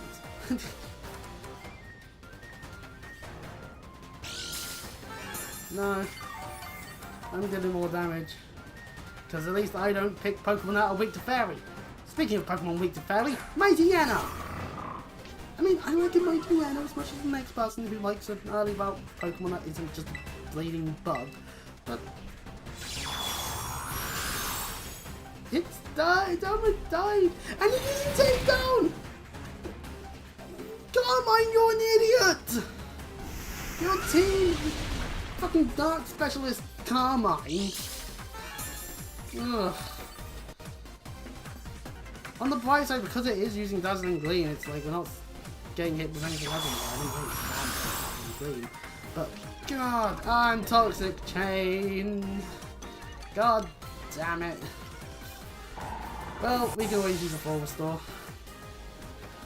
It's not like Fencer and Activity is going to be taking much damage from any of Carmine's Pokemon in this fucking situation. Maybe somebody should put a full team this time. No, not just 2 Pokemon, because that would be really annoying. Poltergeist! I mean, Hospitality. We actually get to see its ability work. It heals us. Wow! Which is why we only need to maybe only go for like a poison healing one instead.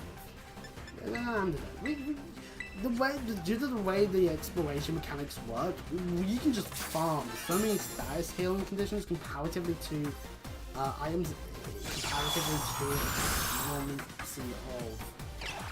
Ooh, Stun Spore, that's useful actually. Why doesn't she start with this and use Stun Spore to prevent the speed increase from being in much of an issue? Carmine, you have something useful. Think, Carmine, think.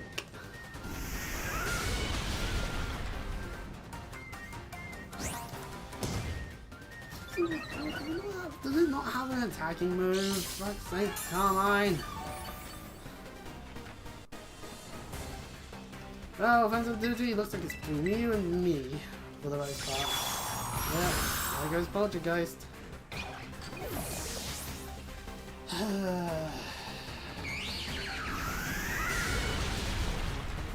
Should be just one more hit then. What do you have? Until this point. Oh no. No, she has Swadloon. I forgot she had Swadloon. Maybe get it to be a bit more happier so it can be a Savani piece.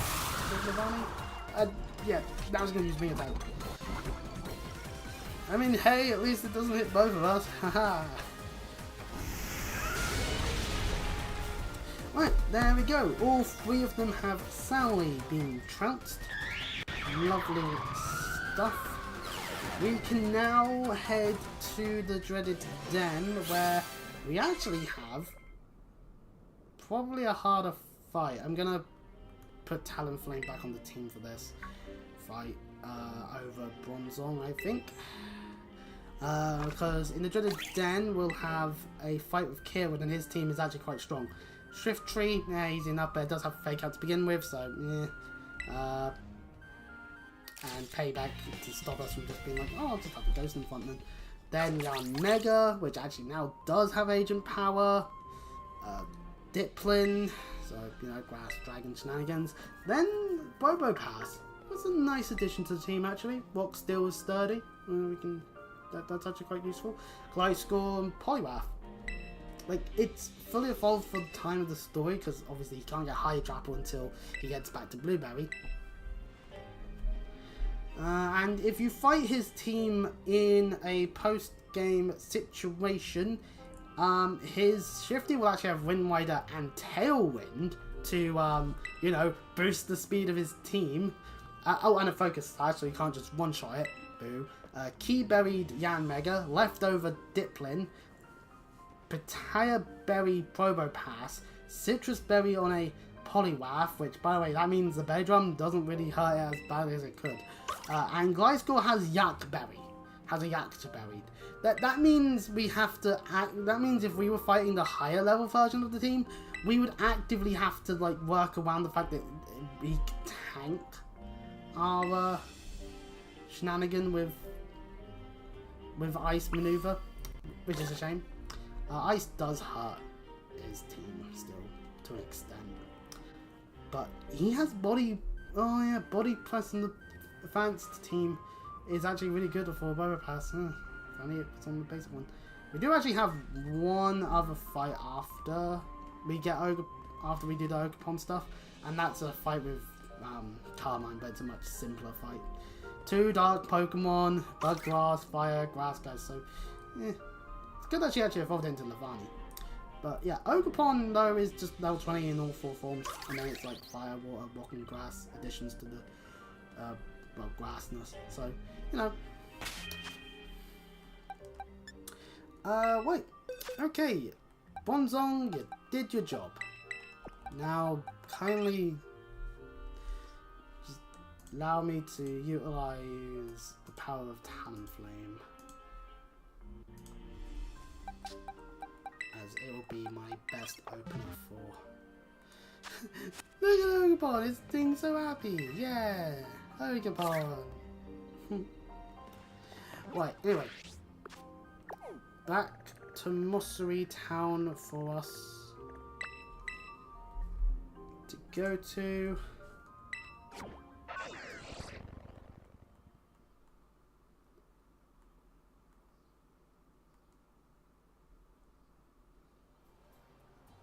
And again, we get cutscene when we go into the area, so because we have to be outside the town, and Ogerpon's got to be all yeah.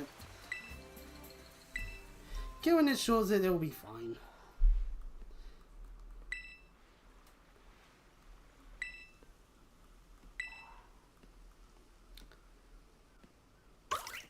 Kieran does a good job, hopefully. At this point we can't be too sure, but hey, you know.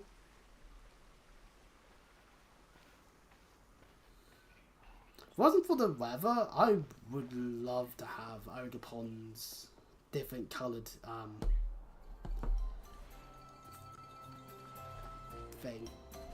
things, because I think they'd be lovely as like jackets or like hoodies.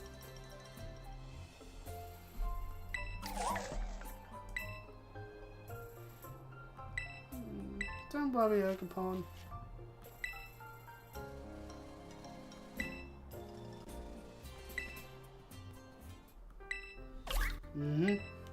And they've done their job really well. Kieran has.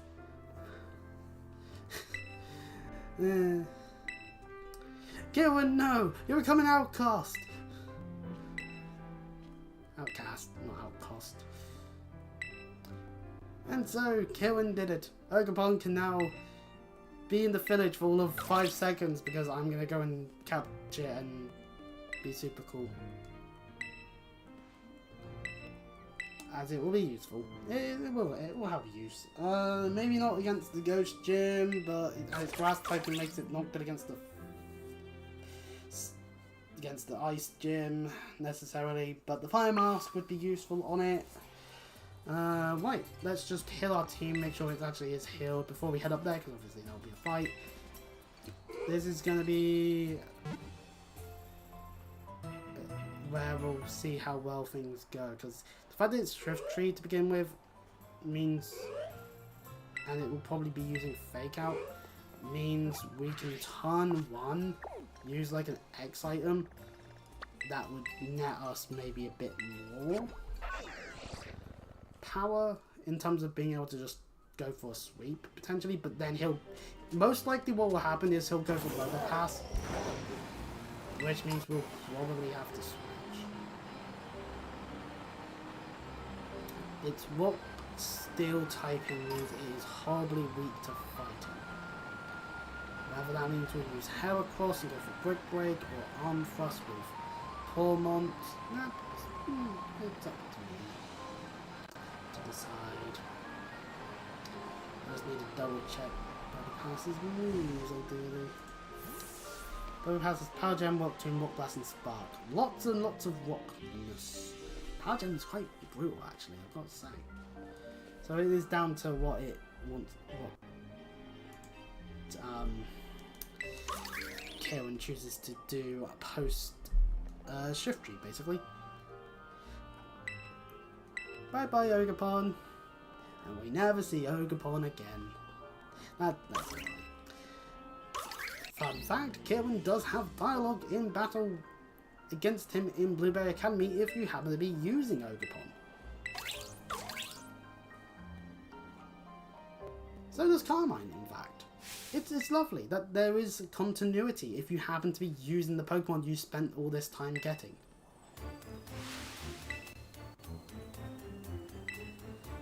Kiki.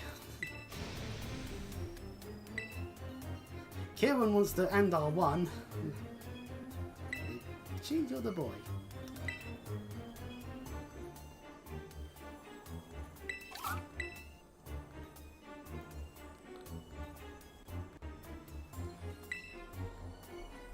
No matter what though, Kieran wants to fight, so yeah, we'll give it to him.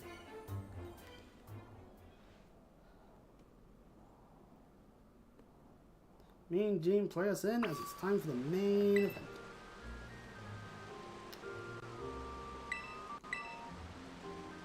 Let's fight. Let's see how well or badly this goes. His Poliwrath can be brutal. Belly Drum, right? Belly Drum set with Ice Punch, Liquidation and Brick Break. A powerful physical fighting move, physical water move, and coverage with Ice Punch. So that it tries to stop you from utilising the power of, say, a flying type against the fighting type it has, or grass type against its water type. Hell, technically speaking, we could have started with the power of 2 grass darks, but his has a flying move, mine doesn't. I think we know what would happen here. If we had Paldea, I could just make it pure. Masquerade a pure dark, and that would actually not be too bad. So yeah, I'm probably going to fake out this turn, so probably best for me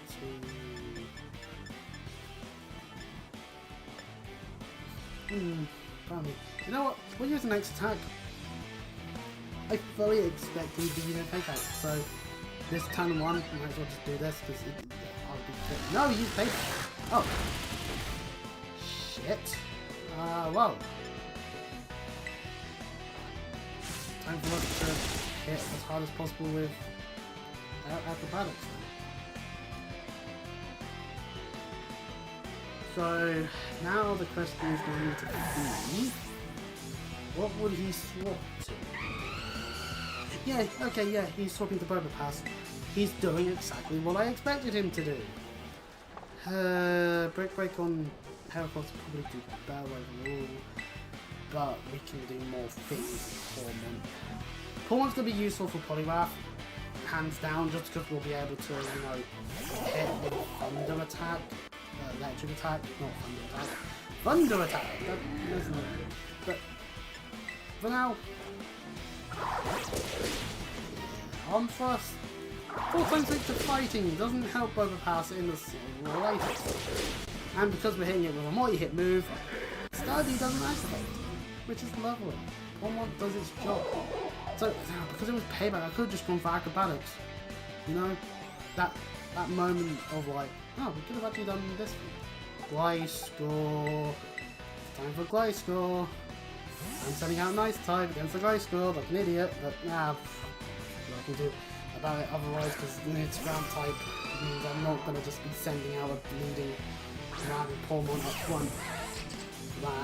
Right, so Frost Breath will hopefully do stuff, and we are faster. Ah! My Gen 4 evolution is better than your Gen 4 evolution. Haha, haha, haha. You know what? moves that are just guaranteed crits are useful, because at the end of the day, that is a 4 times weakness. So, yeah, we've done our job very well. Kieran, I was worried you were going to batter my team. It looks like at this present moment I was unfounded, but yeah, I shouldn't speak too soon because Yarn Mega, another Gen 4 evolution. We like our Gen 4 evolution. Mega, Frost Blast, Sky Skull, Weavile, Robopass, Tank Growth isn't too bad, Togekiss. I can't be upset at the Platinum bet, at Gen 4, because it gave me Togekiss, and Togekiss is fucking amazing. Oh, Mammals actually cool. Mammals quite cool. Shame that the way you have to do it is I have to move reminder, Piloswine, sadly, but... Right, anyway. Thunder Punch!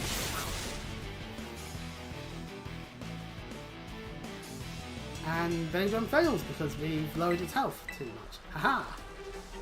And that's how you don't worry about a Poliwrath using it. It does mean that the last thing we'll be dealing with is the Bleeding Dragon thing. Also some level ups, meaning Energy Ball. Energy Ball is a base 90 power special attack that mirrors target special defense. Bad trick guaranteed to hit, uses the better stat, and ultimately is obviously the better move, especially since we have a special attack down. Right, well, we'll swap over to Frost Blast for the dip one then, and we'll call this a win.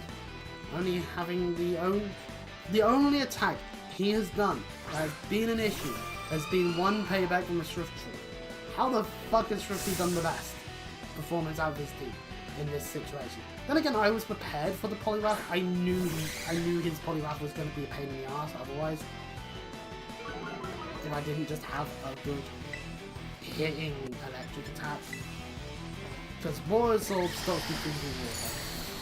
Fighting type, a water fighting that has ice coverage,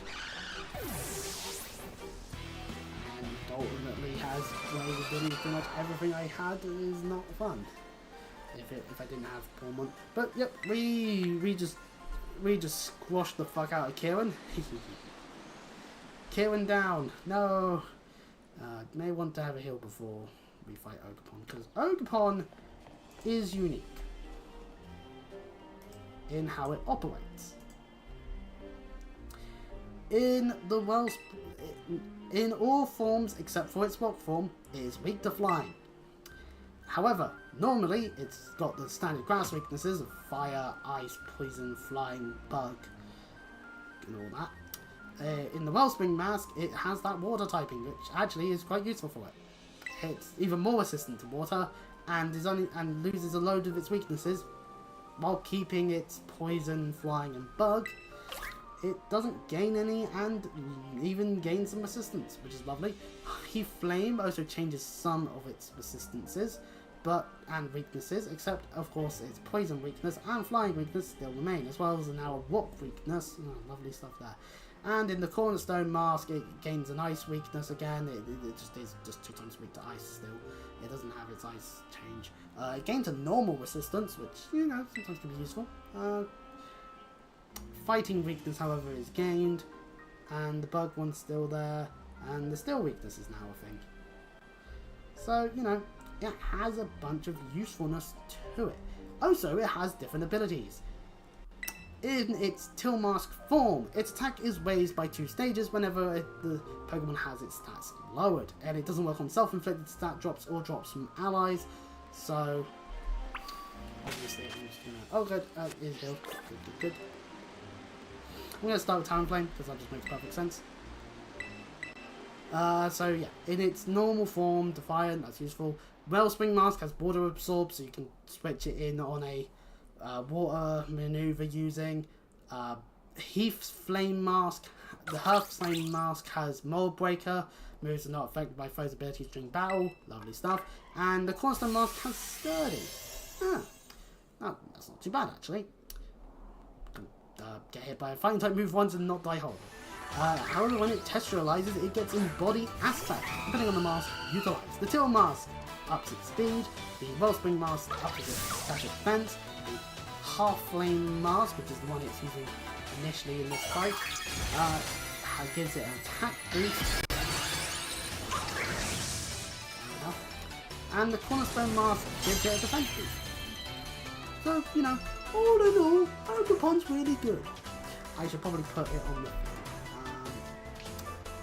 since it is actually a guaranteed catch, we'll just put Ogerpon as the thing, because once we've done the fight, it will be guaranteed.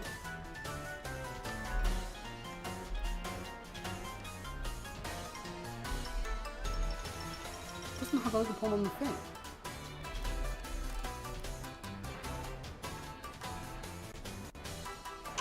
Why does it not have Ogerpon?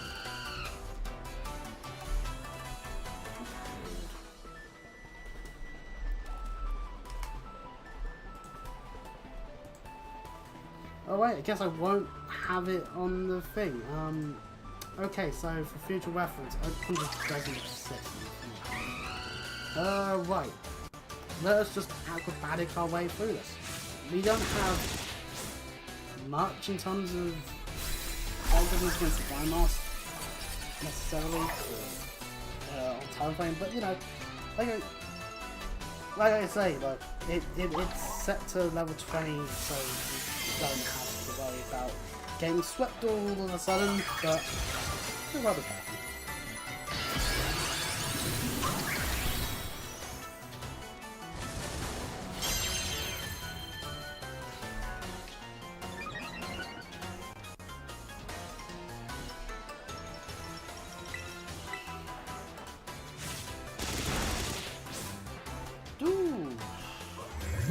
As he gets the hit, I with Cudgel of Water. Oh, yep. We'll hit one more acrobat, so it means we guarantee hit.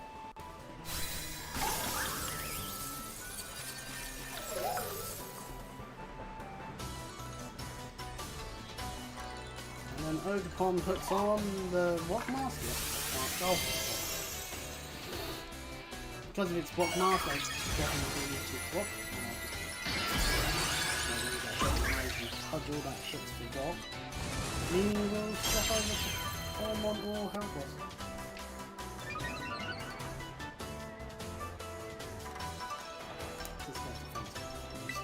That's fine.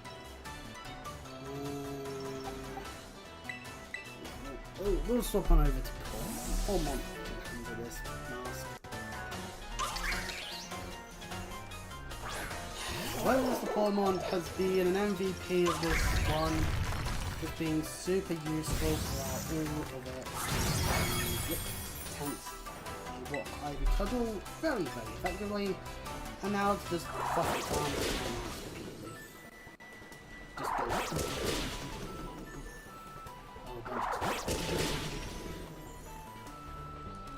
Oh, not 4 times. Ooh. Yeah, we adapt to the situation at hand, Carmine. Unlike you and your bleeding fucking stupidity with your dark types against like fairy type, like what the fuck was wrong with you, Carmine? Anyway. So the good news is, we'll have access to Ogerpon once we kill them. The bad news is that we will probably still have to level it, and that's probably not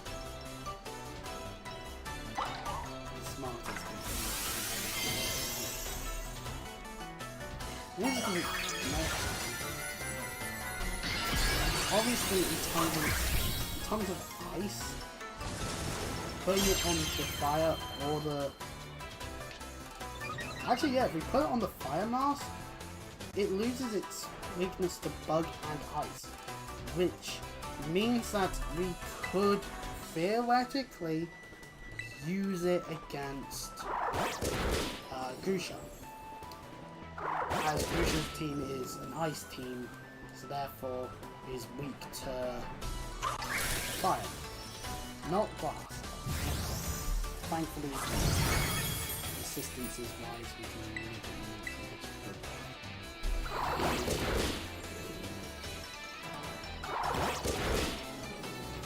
course, we can go into the north part of the mountain, see if I can find a Weavile, potentially. Kitakami really just wants us to keep fighting them like more and more. It keeps using growth. Really is wanting to deal damage. Arm Thrust is the best option, actually.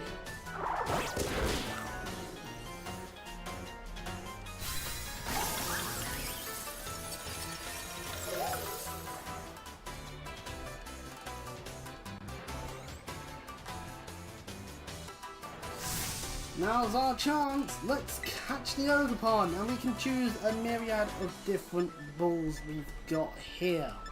We can choose any bull, it's guaranteed, so we can choose a luxury bull. Give Ogerpon some luxury. Repeat bull, timer, dusk, dive, nest, net. Yeah. You know what? We only have the one, but I'm not really catching any friendship evolutions at this point, am I? Let's give Ogerpon a luxury. Fun fact, on my main Scarlet file, I do believe it is in a a timer bull. Just for the heck of it, you know? So, if you want a real Pacific bull to use on this, then maybe... you know what, I can't even... You know what? Ogerpon doesn't need a nickname. Ogerpon's name is the best it can possibly already be. You just can't deal with... You can't change perfection, you know? But yeah, Ogerpon, entry number 200 of the Kitakami decks.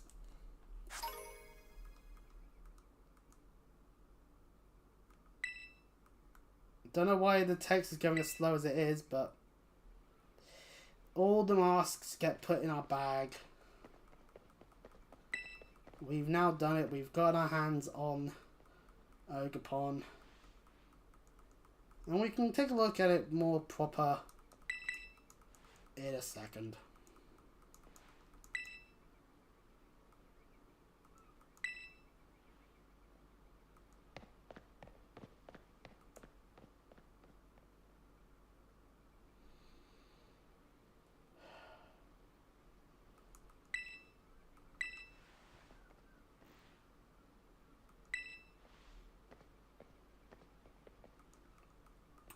And with that, the adventure in Kitakami is nearing its end.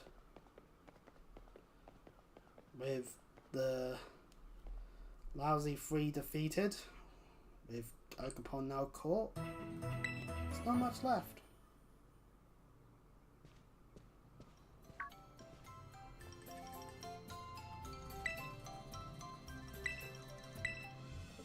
This person basically became a messenger.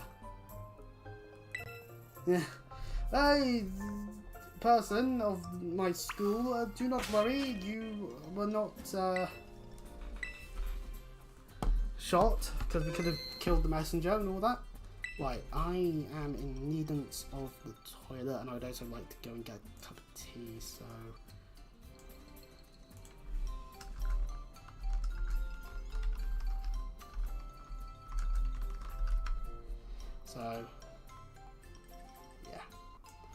Yep.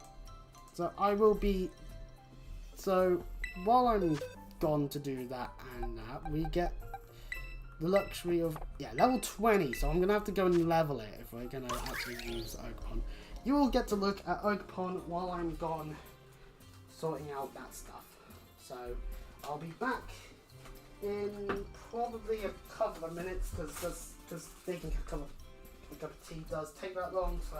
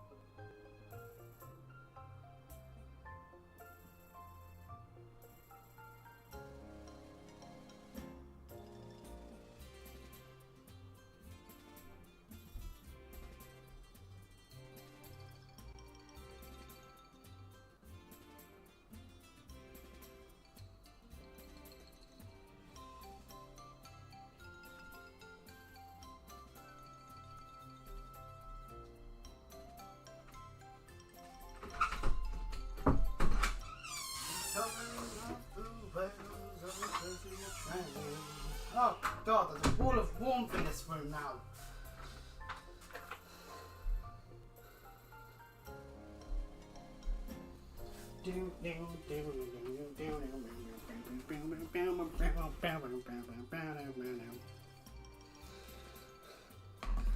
My wound's not healing. I'm listening to quite a bloody bit of Ozzy Osbourne. Okay, right. Let's remove the text for the moment. Now that we're back, welcome back. Ugh, hope I wasn't gone too long. Right, so Ogerpon. We've got an attack up, defense down Ogerpon. So it's lonely, I can't... Sadly, the tracker doesn't seem to want to recognize Ogerpon as a Pokemon. Fix your shit, Nuzlocke at thingy. Fix your shite. But anyway, to begin with, its moveset is Ivy Cudgel, Slam, Growth, and Fire Whip, and Ivy Cudgel does have the quality of being able to be grass, fire, rock, or water, depending on the mask. Actually, having attack up on Ogerpon is quite lovely. Also, various other maneuvers, like Horn Leech, a nice way of being able to restore health. Hooray! We'll take that over Fire Whip any day. I think that's 10 PP though, so we've got to be careful on that front, obviously. And you know what? Slam is fine and all, but you know what's better? Well, follow me, it could be useful, I guess. But we'll have double kick. It will only be able to be used to hit twice, but it will be a fighting type maneuver that will be useful. And hey, Growth ain't a bad move. It will increase our attack stats. So, Ogerpon. Not a bad Pokemon. Definitely actually quite a good one. Because at the end of the day, Ogerpon's base stat total is, of course, a good amount of awesomeness with a base stat total of 550. Huh. Ogerpon's base stat total is lower than the pseudo legendaries, but 120 base attack, that's lovely. 110 base speed, very good. Special attack is only at 60, so you're not really going to be using that aspect of it. So, you know, and base 80 health. So Ogerpon as a whole, not too bad. And move reminder only, Horn Leech, Retaliate, Counter, and Double Kick. These are just moves that Ogerpon has by default. We can give it Throat Chop, Lash Out, Grassy Glide, which is always useful on a grass terrain team. So, you know, grassy terrain, which is why Rillaboom saw a bunch of success comparatively. We can also give it Break. Can we give it anything good actually at all? Facade, Low Kick, Takedown if I want to do recall damage, Seed Bomb, Stomping Tantrum, Play Rough, Reversal. So, you know, we've got a myriad of moves we could give it. Knock Off if we want to go that approach. Also, it does get Fire level up at the present moment since it's level 20. We are... Huh, it's weird because it gets either Cudgel at 30. Yeah, it starts at 20. Huh, interesting. It does get Throat Chop. That's usual. Synthesis for recovery. Spiky Shield for protection. Power Whip for a stronger grasp maneuver if you really want one. But yeah, why be Cudgel anyway. Super Power for a good fighting type maneuver. And Wood Hammer.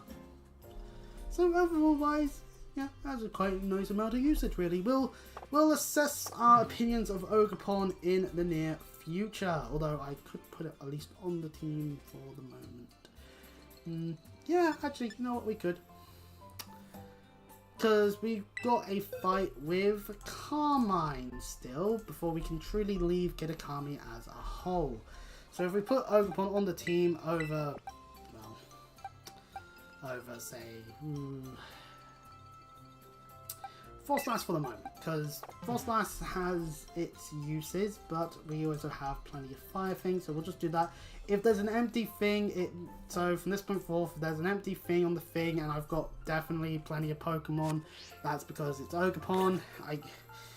Actually, why can't I rest? Why can't I? Oh, because is it in the thing? Oh, I have to get to the Pokemon to turn that way. Because I want to heal Ogerpon, so you know. Actually, you know what? I'm just going to quickly do a Google search of Ogerpon. Ogerpon. Images. Where is a good... Where's its sprite? I don't have one of its weapons out. Oh, there's some real cool plushie ones, actually. And of course, there's the more humanoid looking stuff, because of course there fucking is. Bravo, people of the internet. I was just wanting its sprite, because I lost it back when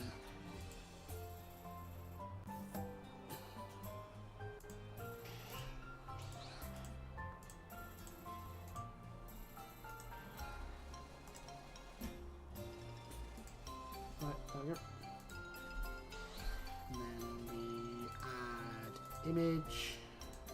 Yeah. Browse. We have to go to downloads.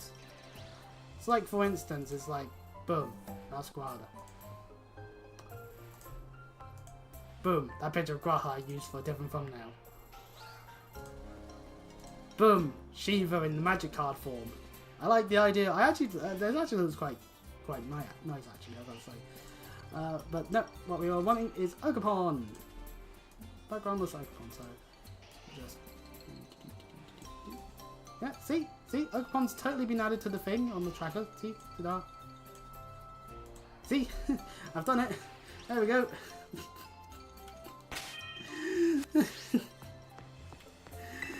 I'm a silly goober, aren't I? We found the workaround! Hooray!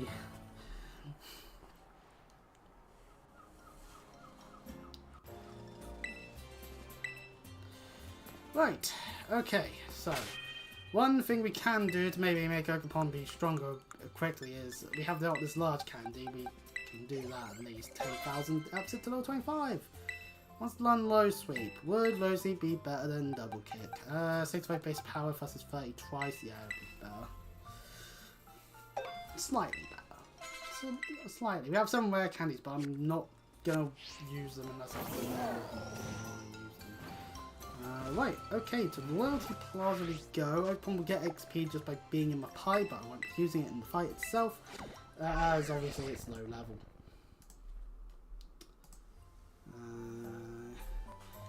Start with Mighty Yana. You know what? We can start with Heracross. We haven't. Oh no! Wait, no! We start with Pormon. I'm just seeing that Mighty Yana has Fire Fang. Although the attack down will be annoying regardless. We need to be smart with our decision making, ladies and gentlemen. Hell, Morpeko has got coverage in Seed Bomb. That could be painful. Lavani has Slash, so that means it can quit. So we'll switch depending on whether we need to or not. Oh, that's worrying. Yeah, Kieran decides to shut himself in his room for a little bit while he starts muttering to himself about how much stronger he'll be. Because strength becomes an important factor. So, fun fact about YouTube Music is that it has a speed dial, and so it will highlight things that you've recently listened to. So it's like I've got Separate Ways by Journey, Ozzy Osbourne's Crazy Train. Now the thing is, it's not all just 80s music. Drux by Apex Twin is still there as per usual, and a bunch of Japanese stuff. And by that I mean Hololive. Some of those towns make some really good stuff. I accidentally left my phone screen open for what's the name of Heracross Bells' album thing that's got like some good songs on it. Where is it? Do I have it in my library? Zodiac. Heracross Bells' Zodiac, and I was just thinking because it was an old man job center, so I'm just thinking like the chances of them understanding what they saw on my phone is very, very slim. I would be worried actually in a way. But yeah, maybe not as well, you know. And there's some good songs on Zodiac. The Roach is quite nice. Fight songs are cool. Hide and Seek's entertaining. Where's the one with Quernic? Yeah. By Japanese Symbols. By Kami. It's an entertaining song. As per usual. It's a good album. I recommend it. But now on the speed dial, it's pretty much a combination of that, and of course recently because I've been hearing it all over the place lately due to the Post Game 3 and 4 remake. Notice it's quite a bit of things by CFLive. It's like, yeah, it's got quite a nice guitar track to begin with, so you know, quite interesting. The second and third tabs are more sensible.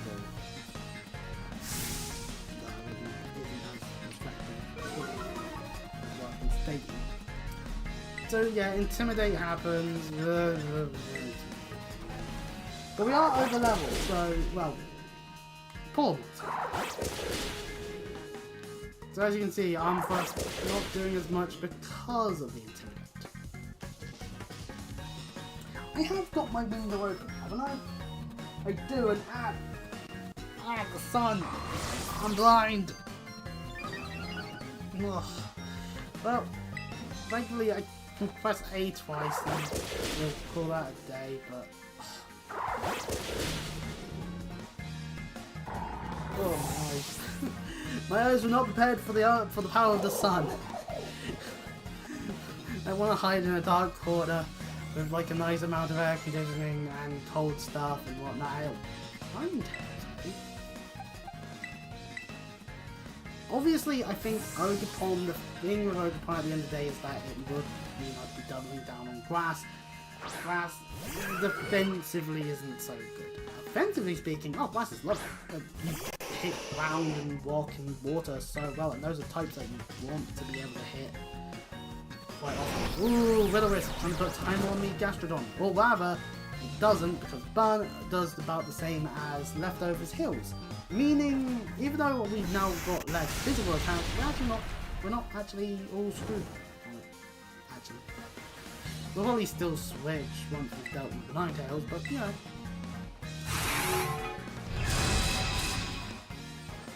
So now I've got whiskey to cool down a little bit before drinking it. And some people might be thinking, getting a hot drink in this weather. It's like, to be fair, actually my throat needs it. My throat is being horribly ravaged by this weather because it's still really warm in the middle of the fucking night. You know what's fun? Lying on your arm in such a way that you end up hurting yourself in the process. Like just completely nuts. Yeah, like I'm able to lift it up and this bit here just drops like that, you know? It's just like, that's not good. That's not good at all. That just shows you what position I was probably in when I was asleep. Anyways. Now we've not been intimidated, we should probably be dealing with more Peko cross. My electric type is better than your electric type. Actually, but the dog does not help in the slightest. Because I do quite like fighting. I love grass, I love fighting, I love ice. I like the ice type. I just wish ice was better than it is. I just wish ice was better. That's all I'd wish. Is just for an ice type that if it's going to be a bulky ice type, its bulk is in the right properties and it has something like thick fat to deal with fire. Other ice types, but you know, I should be using acrobatics rather than using flame type. That was silly of me. Because I go first, so that was pointless. Oh, so we dodge. Now Sinister. Evolve for. It's interesting because it's essentially a Kitakami poltergeist. Using the more mochi, not mochi, more of a different way of how tea can be had. If I said chai tea, that would be wrong, because chai tea is just tea. But, you know. Here's tea.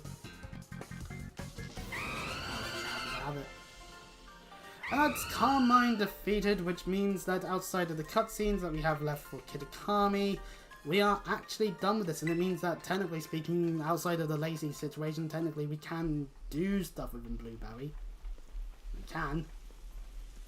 It'd be absolutely pointless, we'd be harming ourselves quite a bit, because we can actually look at it. Blueberry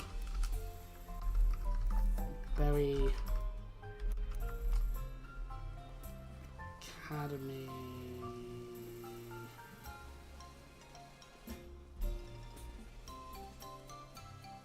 There's the league.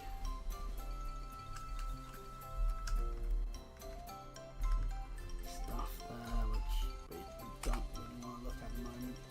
Kind of just want the storyline stuff. Because the Elite Four just talks about the Elite Four. Which, yeah. For the record, we're not doing Blueberry Academy because even if we did go with the auto-lose battle that we can have against Lacey, we can't take on any of the teams. The Amaris has a level 80 Metagross, so you'll die to that assuming we somehow live to it. So that's a point of reference there. The dragon one requires us catching a bunch of stuff in the terrarium first and foremost. There's a bunch of stuff, and at the end of the day we would have to then be able to fight level 80 Pokemon.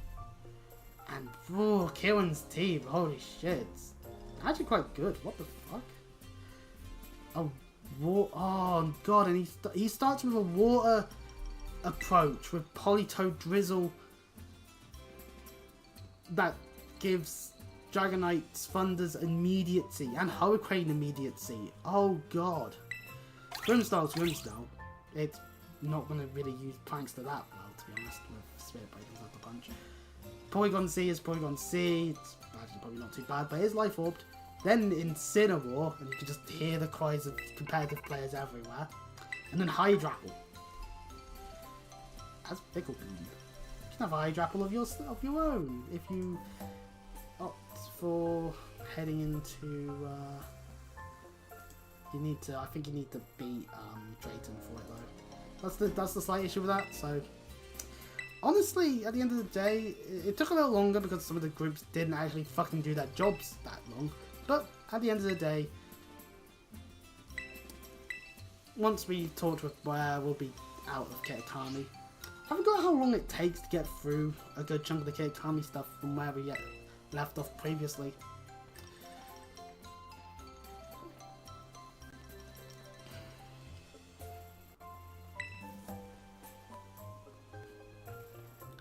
She admits she doesn't play nice half the time. Yeah. But off Carmen goes. We'll see her back at Mosby Town. And it's raining now. We'll definitely heal our team. It's wide now. With this done, we'll dabble in. Maybe we'll dabble in Blueberry in one day.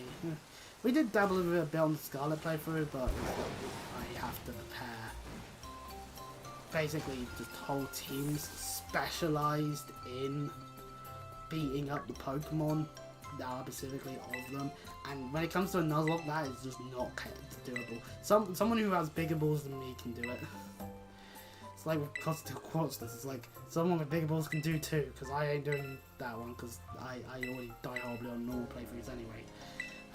It's a shame. Can't make Lord Destroyer God in Costal 2 without the stuff, but we get a Mochi set, so that's lovely. But quite the apologies about it. So no, that's also cool.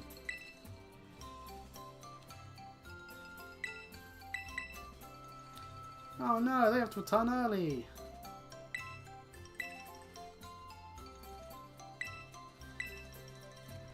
So while the Kitakami students, so while the Paldean students get to stay around, but Blueberry have to fuck off back to Unova. Yeah, Blueberry Academy's just off the coast of Unova somewhere, and that's cool. It's like, that's kind of a neat thing, really. It honestly just, it's, if they did say a Gen 5 remake, I do ponder on whether we'd get references to any of the students of Blueberry that happen to be related to any of the trainers in the Black and White games. Like Lacey, for example, she uses the extra door. She must be Clay's daughter or something, because it would just make sense and all that as an example.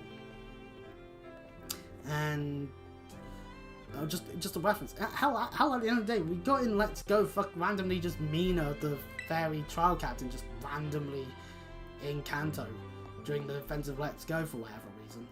No idea why. So it wouldn't be weird to see characters from a future generation suddenly being in a game that happens to be meant to be representative of a different region. But then again, Let's Go is different because you and your rival, you're not Red and Blue. Blue's around. He's doing his own thing. So, you know, I think Let's Go's weird in that sense, but... And Green's around as well, actually, in Let's Go. She even tries catching you, which is weird. Meanwhile, in a dorm room... Strength is power.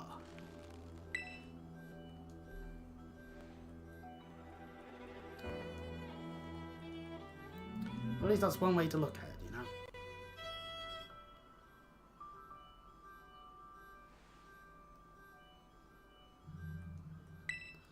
Just you wait, Nuzlocke. I'll kill your team yet. Well, to be fair, unless we actually do Blueberry, we can't actually get murdered. Ho ho. I feel like the main objective is to beat the security protocol, really. Kitakami's just a nice bonus, because it means Ogapon. Hooray! But, you know, lovely stuff. Lovely, lovely, lovely stuff. Right, anyway, now to go and heal up Gastrodon, because, yeah, I want it to not be burned. But, yeah, now we're done with Kitakami. We can run around to collect items, if we desire to. But we've got more pressing things to do. I.e., we want to go up the mountain in Paldea. And that's just what I'll do. One of these days I'm gonna walk right over you. So, Monteverde. And also into the North Mountain area. It's weird how the North and the South are separated, even though the North is practically the same in terms of what encounters you're going to be finding. It's just so weird, you know? I'm gonna also have to... Oh, my team's actually quite bad against ice right now. I should probably maybe have Gastrodon up front in the event that we do actually go into anything. Then I'll reconfigure my team. Wait, so welcome to the north side of the mountain. There's Sneasels, as per usual, and Soulspots, as per usual. And the Graveyard's probably one as well, because they're always all over the place. But we can go as however far it takes. Oh, hello, Graveyard. Don't at me. Because Graveyards won't be all that useful. We could catch us a Toddle. That would net us a Titan, because we have an Ice Stone running. It's a thought process. You know? Try not to drive into Touches, because that's not what I'm deciding. If we go far enough into the more tree area, we'll find Snovas. Which, you know, 4 times weak to fire, yeah, that's not good. But we were sliding down the mountain. We're treating Miraidon like a thing. And look, Delibirds. Delibird is actually quite bad, to be honest. But we can find us still... Oh, level 55 level. Yeah, we are definitely down the mountain. Level 41. So, that's a thing. If you're not careful...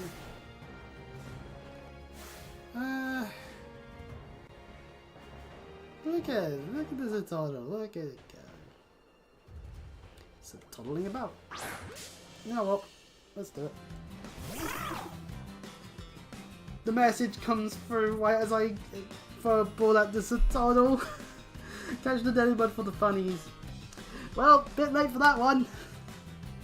Oops. I just realised I don't think I can hit with any of these moves. I mean, maybe Agent Power. I just realised we're actually really good against the Toddle. So this is going to be when we would get it. Ooh, what we don't put? Avalanche. Right, well.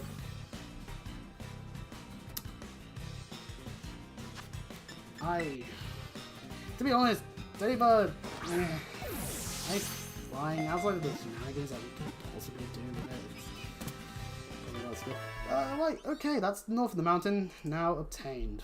Now I have to not encounter anything that's a bit on the stronger side. So, Toddle. We caught it, and I don't know what to nickname it. Actually, you know what? It's round and white. Let's call it Snowball. Then when it dies, we can just have another one lobbed at us and we can call that snowballed as well. And pretend that episode never happened. Let's take a look at its thing. It has the nature of attack down, defense up. Bold. Not the best, but we can handle that. We'll send it to a box for the moment. I don't think it'll be all too useful against the Ghost Gym. So, yeah, no. And we can evolve it immediately into Titan as we have the Ice Stone. And, Sneasels. I knew this was going to happen. Sneasels be sneezeling. And they be Fury swiping.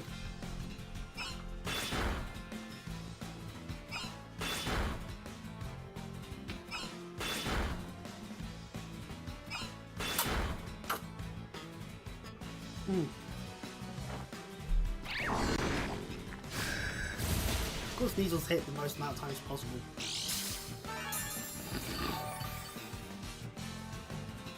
They just would. Right, you know what? Screw it all up, power.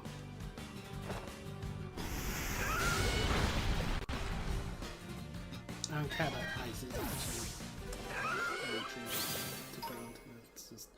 Right, let's get out of this area before we screw ourselves over. Back over to Monteverna. Monteverna Gym is a ghost shenanigans. Obviously, there are more than just the 4 Pokemon we'll have to fight. Also, it is a double battle, so we've got to be careful on that front. But we do have to take on a Banette, a Mimikyu, a Houndstone, and a Toxtricity that turns into Ghost. So 3 Ghosts and 1 Ghost Fairy. A Ghost Fairy that's a little bit more unique in some ways. Ghost Fairy Mimikyu will be under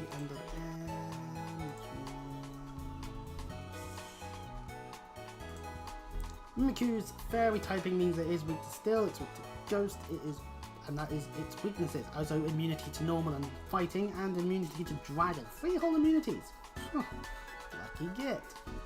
Otherwise, the pure ghost affairs tend to... Oh, that's not what I want to do. I'm just going to ghost types in general. Whereas the ghost types in general tend to be... Well, we're using Streevers as entry for this. Tend to be weak to dark and ghost. Oh, really? No reason why we know more in terms of... Yeah. And no reason why there were more weaknesses once upon a time is because, of course, poison doesn't help out the Gengar stuff at all. And Gengar used to have a way of dealing with ground with the whole levitate thing, and then they got rid of it, so, you know.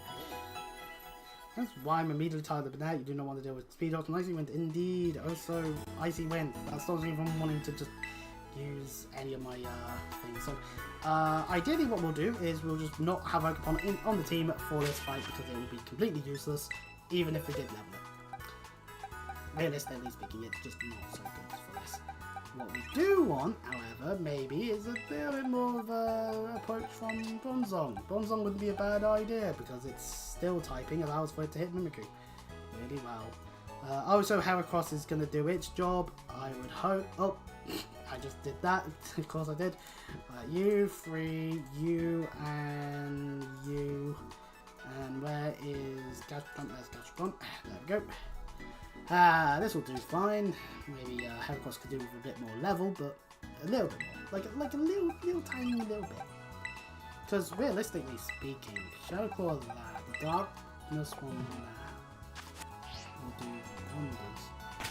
And we get the heal after we do the gym mission, so...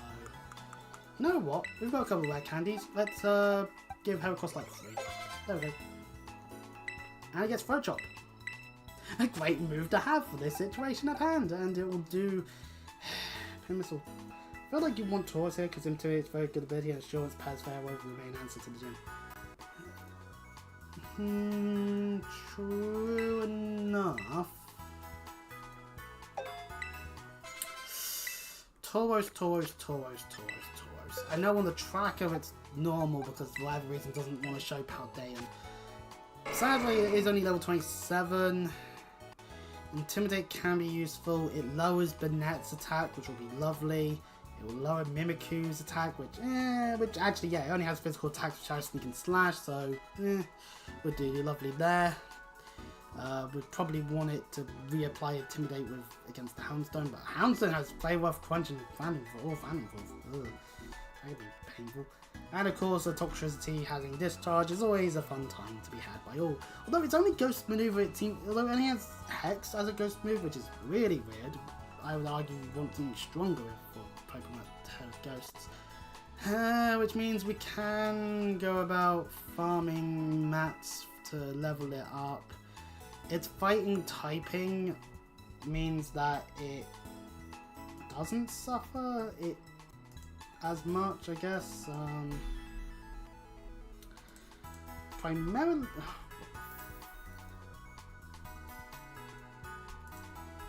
Tauros in its Paldean form takes twice as damage from flying and psychic, and it's neutral against Ghost. If it was in its normal Cantonian form, maybe things would be different.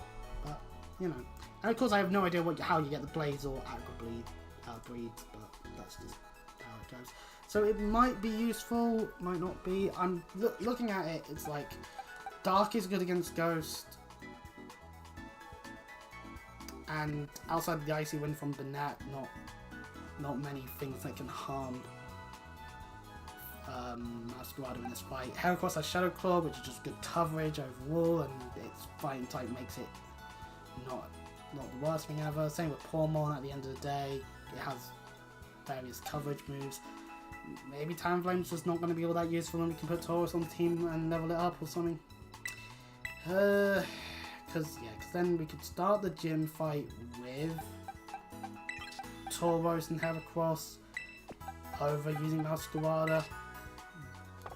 But we'll use Masquerada for the gym mission, which means I'm going to need to grind. I'm going to need to grind Tauros up, which means I need to go and see which these Terradens are worth doing in terms of just not being too monstrously hard ones.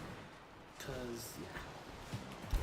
Can't really get much else in terms of XP candy. I use rare candies on Heracross, so I mean, I've got a couple, so I just need to get it to about 40, 41-ish in order for it to be useful.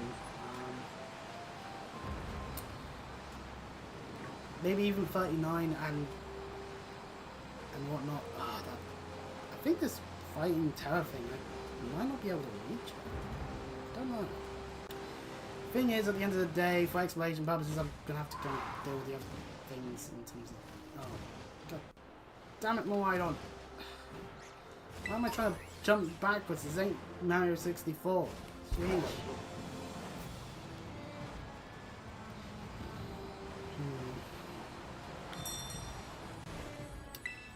So, oh, only a 2-star Slowpoke. It's ton fighting, but it's War Psychic. We can use time for like 2-star, easy. Can't catch it, but get the resources out of it. I've seen a bunch. Speaking of Mario 64, I've seen a bunch of those like hide and seek Mario 64 stuff, and I'm thinking like, man, all these people, they all go to like these out of place areas that obviously would be harder to look for people in. I would be the idiot. I would be the one. If I was in one of those, I would be one of those idiots that would hop into like Bonbon Battlefield. I would be the idiot. Because there's no hiding spots in that. On that map. Whatsoever. So it would be a dumb decision.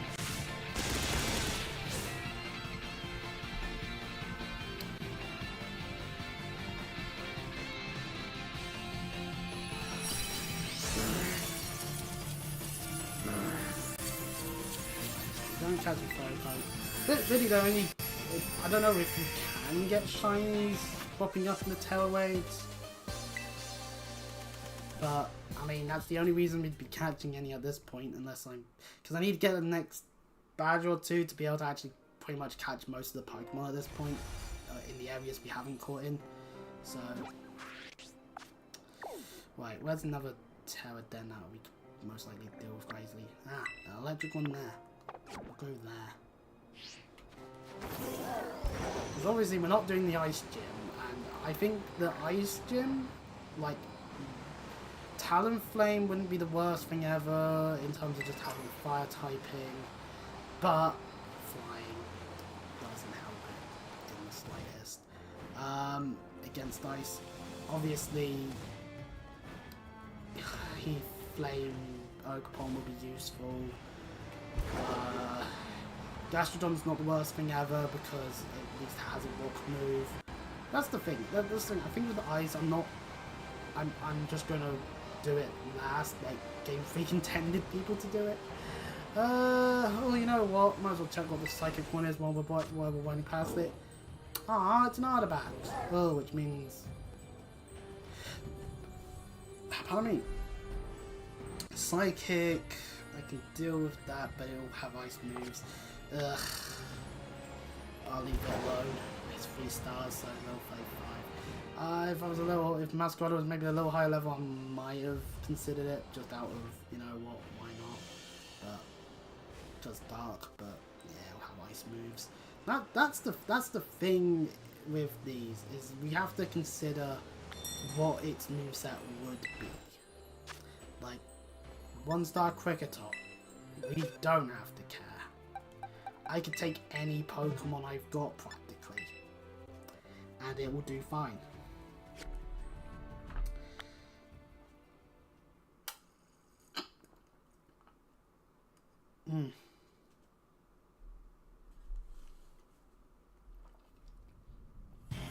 So I was double checking because I was double checking the Wami whether or not I would be able to do the Wami fight. Because if I was able to get, if it was going to be like 2 minutes, I would just like probably do like a thumbnail Chris versus Wami, and then go on to the next part at a later time because that would be doable.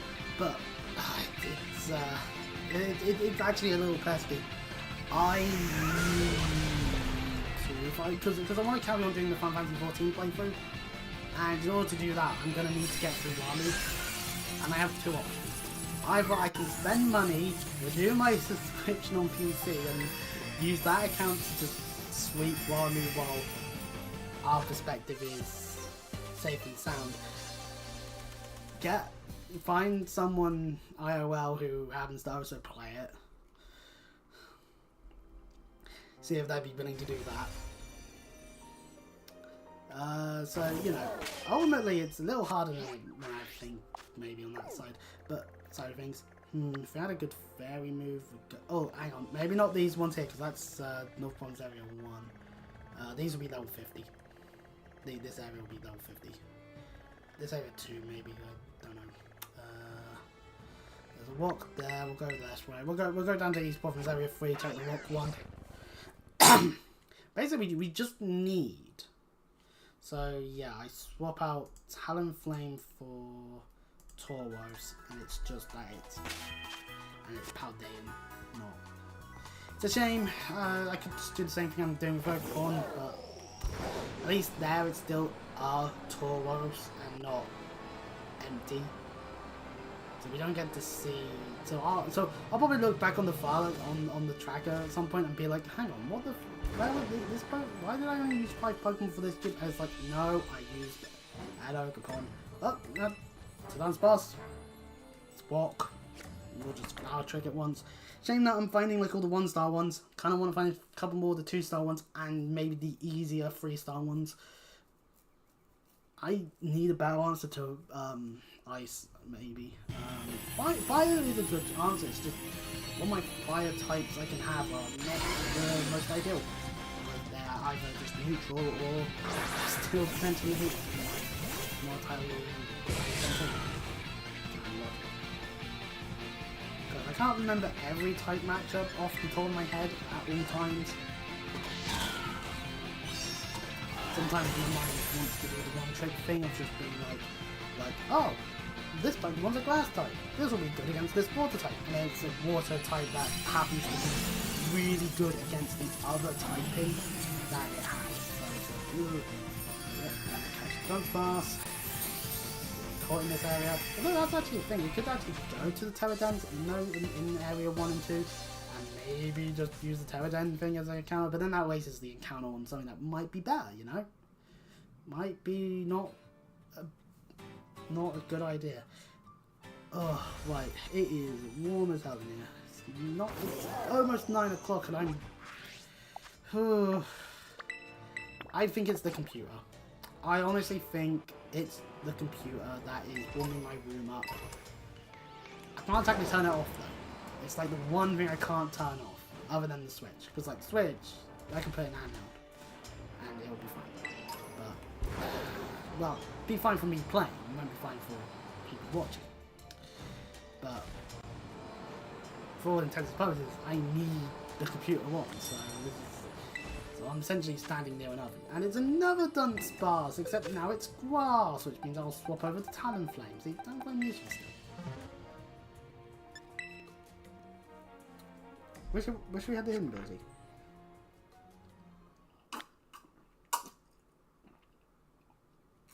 At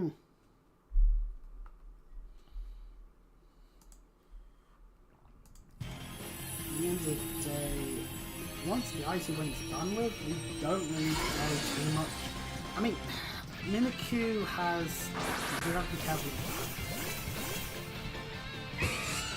Otherwise, its weaknesses are solely stone and glowstone. Houndstone has got play buff. You have to be careful with that.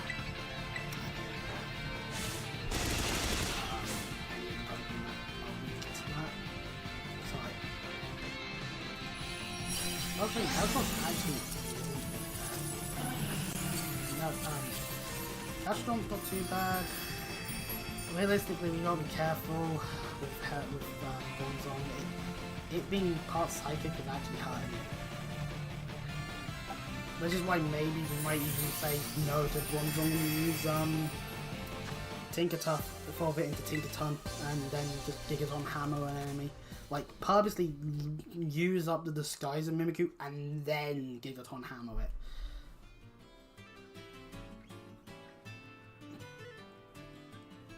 Because it's double battles, so it could actually be a threat. And I want Masquerada to live, because its dark typing makes it immune to Tulip's various amounts of psychic. I'm not saying it'll be completely immune to all of her team, but moves and whatnot, but it'll be really useful. Hell, if we're high enough level, I could just take that one instead. Maybe not. The level 44 to the 45 there, so... I was looking at it, like, the movesets, like, maybe Dazzling Gleam you've got to be careful of, but other than that, on the Carnival, but other than that, it's super weak physically, so... I think, this might actually be a really easy match.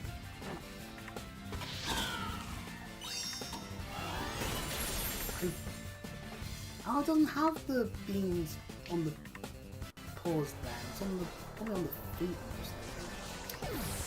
Oh yeah, I'm not doing Masquerada properly. Well, at least the arm. I did the arm this time. I still drew the mask. Because, you know, that's what the mask is for.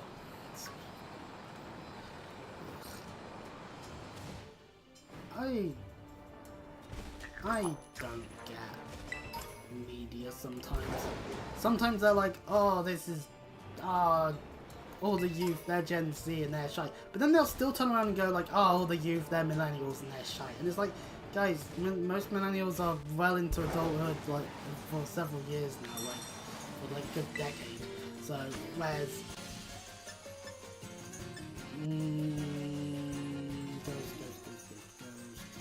But, yeah, Masquerada can deal with this because it's a panthy ground is not going to be too bad. Because let's see, areas we haven't gotten encounters in yet would be South Province Area 6, we've yet to go to. Aphrodinada Cavern, which of course heads into Aphrodinada City. North Province Area 3, Kazuya Lake, North Province Area 1 and 2, and then there's the seas and the Zero. So we have a encounter of Area 0. We have to make it count.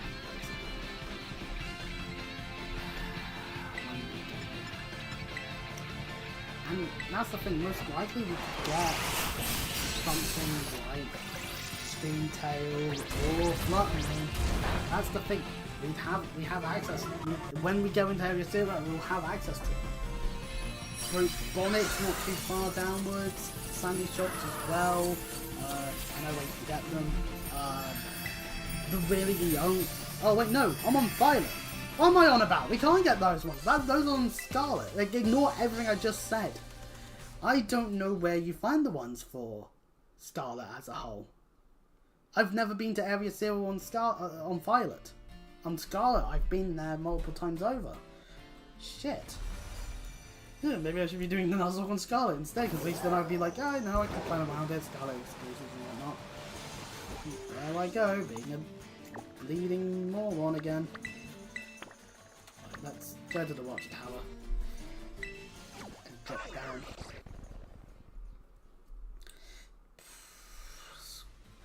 Rockabilly.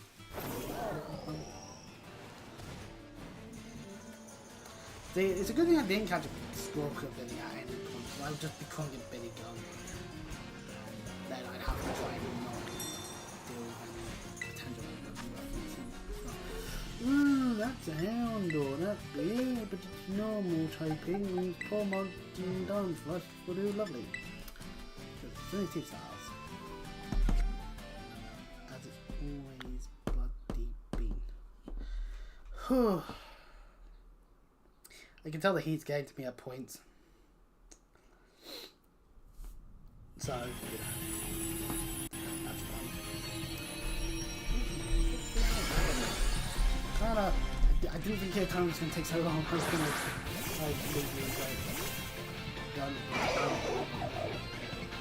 talk.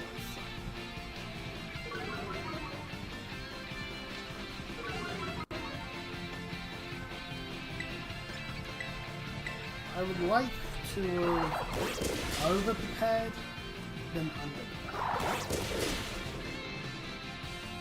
Number 4. Hooray! He is a victor. And all saints. Hurrah! Feel the sweat on the back of my neck. It's just, ugh. Having long hair in the summer. It's not as fun as it sounds. But if you like to have nice long hair, then you can't just cut it. Cause, yeah. Right, let's see. Did I over prepare? Because I'm kidding. I've been getting mainly S's and X's. Ugh. So 800 and that. 31. Send headbutt. Oh, send headbutt. That's useful. I actually want that over headbutt. Just because it's proper coverage and can actually hit ghosts, not normal headbutt, which can't. So I actually want more mediums. We're at that level. Right, let's go hunting around for a 3-star one, ideally then. Due to our overall amount of gyms done, we can't get 4-star ones, thankfully. 4-star ones will definitely out of my range of expertise at this point. We just, because 3 stars is 35, so.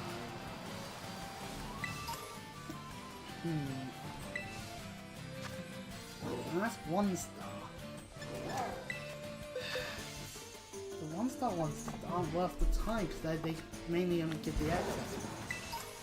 It's just not worth it. We want small ones are fine if I get enough of them, but medium is the one. How large is probably the best ones we can get?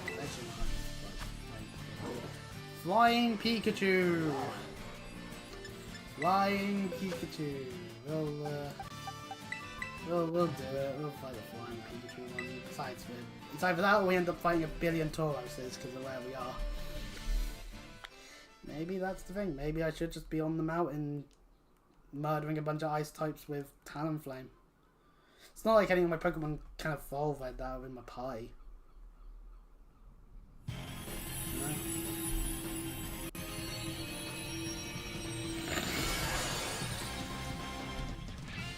Oh, man, Flying Pikachu, that's actually quite good. it has no proper weakness to what it normally would. Really though, sadly it does gain weakness. Versus say having an air balloon. So it's weird seeing a Magnemite electrocute people. Yeah, we still take a Swift.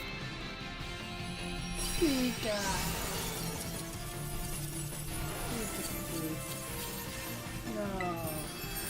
It's so weird not having headphones on, but in this weather I'm not surprised by headphones on. Yeah, so we can get AMs from 2 stars, so that's ideal.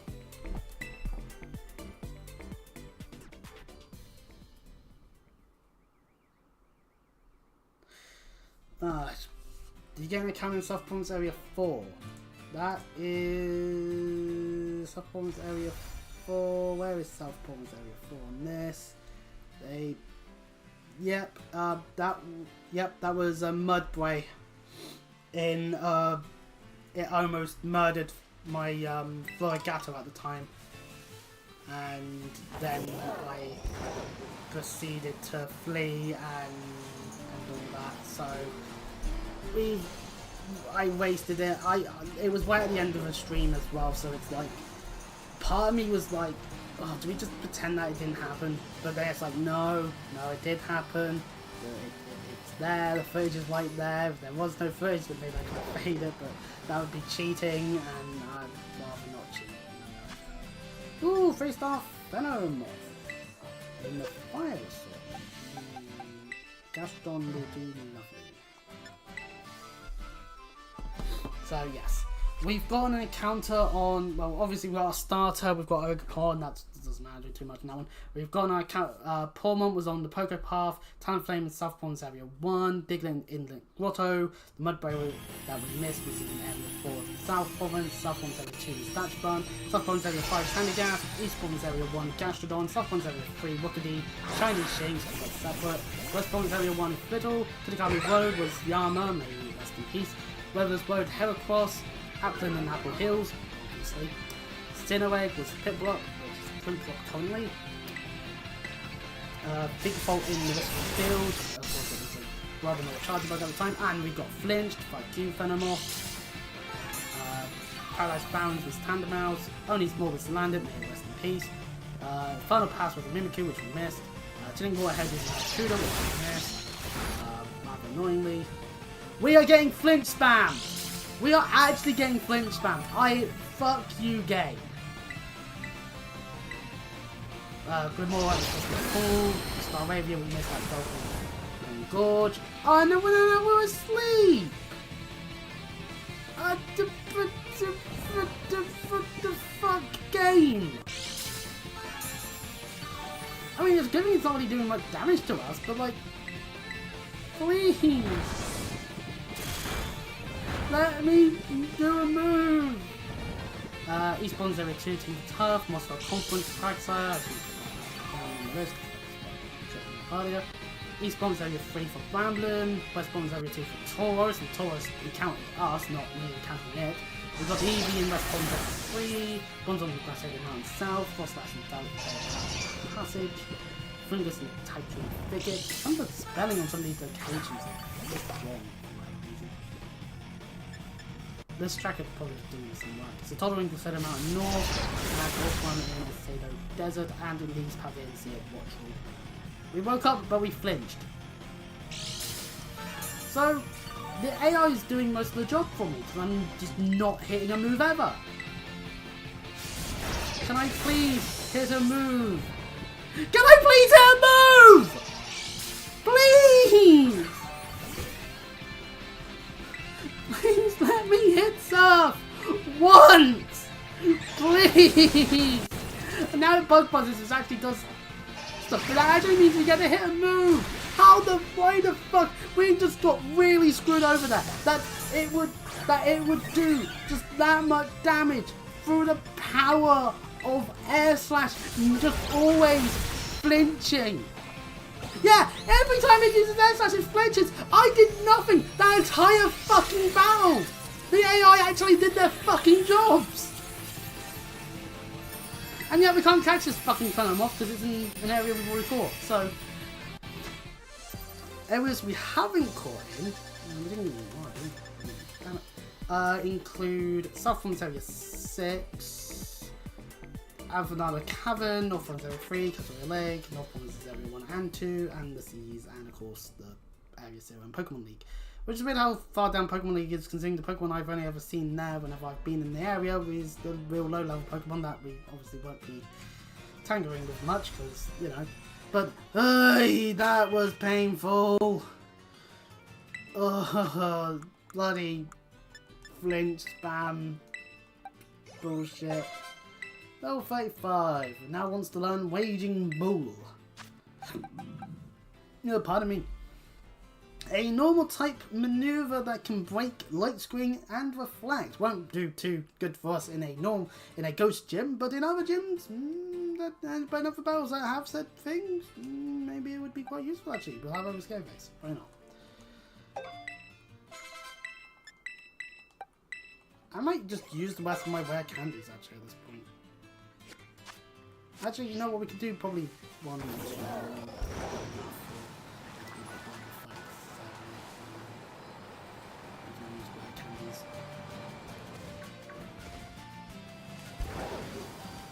Because yeah, assurance will do lovely.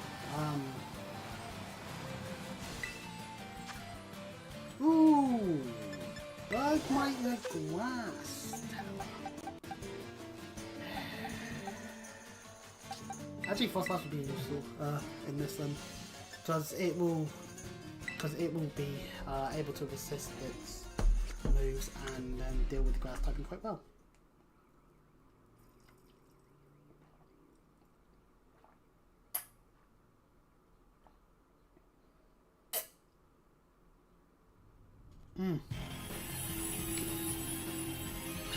Oh my throat.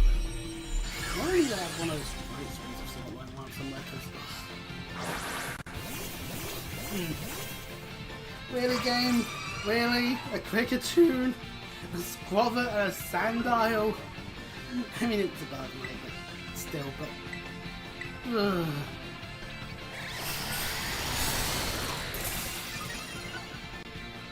Did we put too much damage or did we do the big damage? As Curse, okay. Curse means we're probably going to be able to do more because it's not boosting its special points.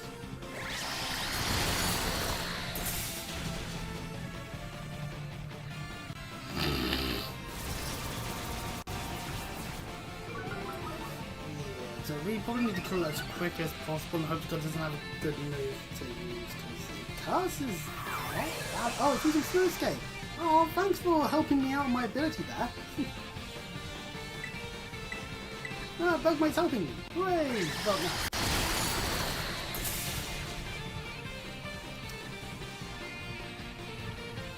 no. Ooh, that's the Ice Fang, but thankfully Snowscape means we're probably not going to have to worry about that.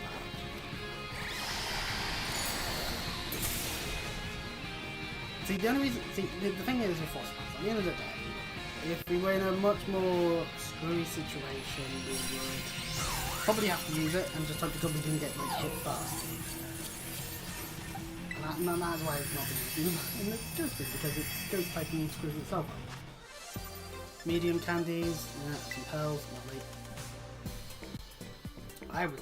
See, I'm glad I didn't randomly run into a Bugmite, because I would kill it. I would just kill it out of pure not wanting a Bugmite. Because Avalugg is bad. Damn, that Venomoth hacked Serene Grace's ability. That's what it feels like. That's what it fucking felt like. Why did it have... Why... Like, seriously, every time it used Air Slash, I flinched. That is just... The probability of that shouldn't be so consistent. I had to have... Like, if I was fighting a Togekiss, I'd be like... With Serene Grace, I'd be like, oh, okay, yeah, fair enough, this is... exactly what I expected out of it, but not a Venomoth. You know what, Venomoth, I underestimated your game. I apologise. Ooh, level 38. Oh, you know what? We'll use 2 rare candies, get it to 40. Now it is just a flat 40. It wants to learn West. No. And then we'll, yeah. Now, do I have any good items I can put on some of these Pokemon I've got? Because, what's the Cave Cloak do? Protecting additional effects. Fair enough. Snowball is... Boost attack stab deal is damaged by a nice move. Air balloons don't do much good for that. Contact moves are all over the place. Yeah, it won't have any effect. I'll put on Paracost, why not? What else have I got? I got Hard Stone, I got Soft Stone, Quick Claw. Not really much more else. Wise glasses on Bronzong would be sensible. And I don't really have much else for the so right, back to Monteverna, where we assess whether or not I should reconfigure any other part of my team. Because at the end of the day, other than the Icy Wind, the Playworth and the Houndstone would be the other thing I would have to be careful of. With Masquerada, and then Toxtricity is just Toxtricity. Paulmont and Heracross are both not going in front of the Houndstone. Again, Bronzong actually suffers against Phantom Force. All need to do it 2 times.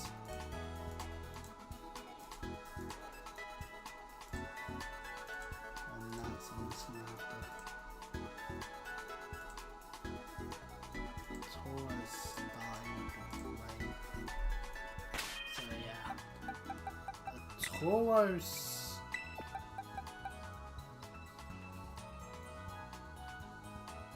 That's actually a fighting type move.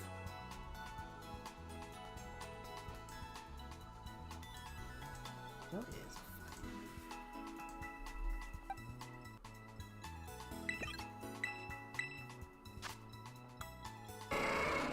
what's a fight? What's a fight? Which move's a fighting type move? I'm actually a little confused now because Raging Bull's stated itself as normal.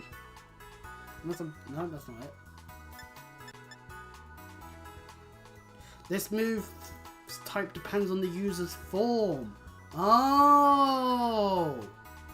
Oh, right, okay. Okay, that's interesting. So if it was one of the other breeds, would it have water or fire? Says it's normal, yeah, but yeah, figure that one out now, don't we? Which means actually double kick is useless. West would probably be fine. Work up would actually be quite useful then. Yeah, let's have work up on Tauros. It can at the end of the day, Raging Bull's still not going to be the best against ghost types, but you know. I say we heal and go at it. It would be far type if it was used by Blaze Breed and Royal if it was used by okay. That's actually quite neat actually.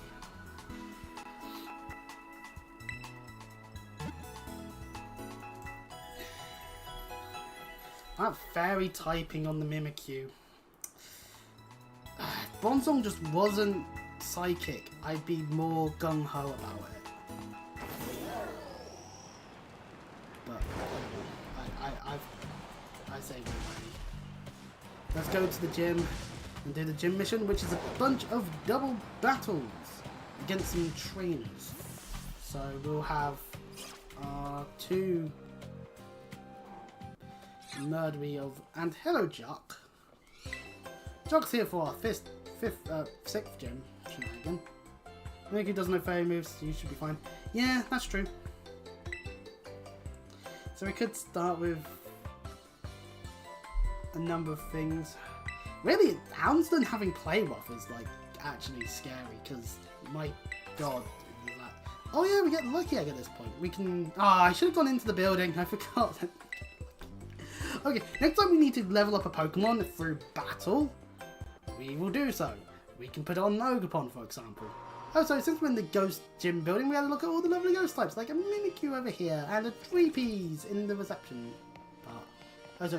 Also a teapot. Lovely to see 3Ps. Gym number 6. The gym test.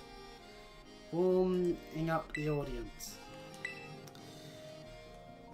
I don't know why we need to warm up the audience, to be honest, because no one remembers the opening act. And then we just need a good 20 hours of September, and then that will be good enough for a karaoke stream. That is just a red reference, Chris. You're not funny. I'm just saying to myself, I'm not funny. Or when oh, god damn it! Or when I am trying to not be funny, I end up being funny somehow. I saw an item I should not have. Moridon, can we please get out of the fucking snow? I thought I could jump up there. No, because it's a fine line between being on the thing and then yeah, there we go. All that for electric train, eh? But anyways, we're the opening act and MC Sledge doing that. Unrelated, but Encore is a Giga Broken move. I mean, yeah, Encore can be quite useful. If you can guarantee that what the move that the Pokemon's using is a move that just doesn't do anything to you, then you can basically just renders a Pokemon useless for several turns. So you could argumentatively Encore the Mimikyu in the gym fight. Because if it uses Light Screen, if you predict the Light Screen, then you get it using Light Screen for several turns. Pardon me. Sure, it means Light Screen's up, but anyways, our way of opening act is to just do Pokemon battles, aka fighting people in double battles. Hooray! I love double battles, it's so entertaining. Please ignore any footage of me complaining about double battles in Blueberry. We start off with a Shuppet and a Trivia. Well, I've gone for a fighting approach. I've had smart ideas.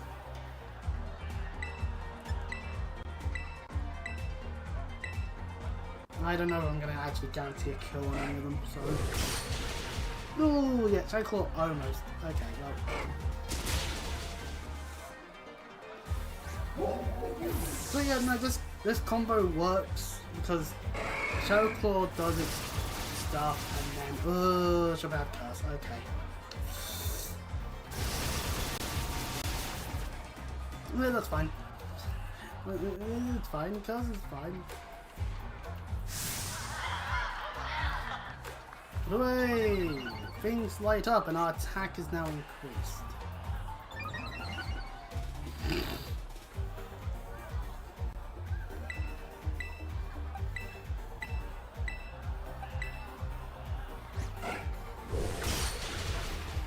There we go, that's the Shuppet taken care of.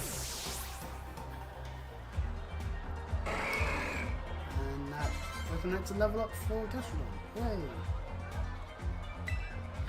This child doesn't even know that 1 + 1 is 2 and still being like, no, is it really 1 + 1 is 2? That can't be right. 1 + 1 must possibly be 3 instead.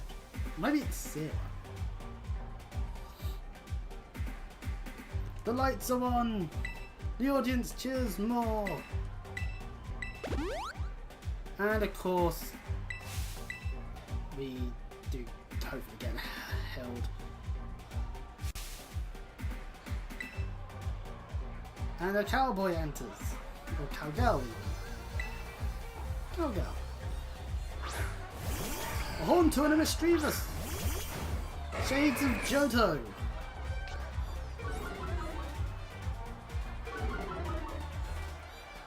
So weird, we've already fought.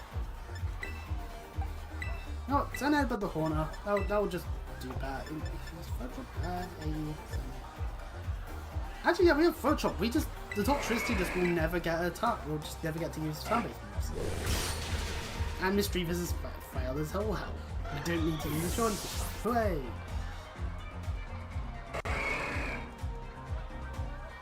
Oh, Haunter dodged. That was worth a shot.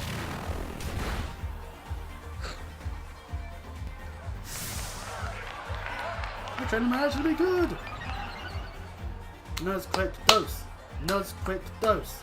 Nuz quick dose. Simple to chant.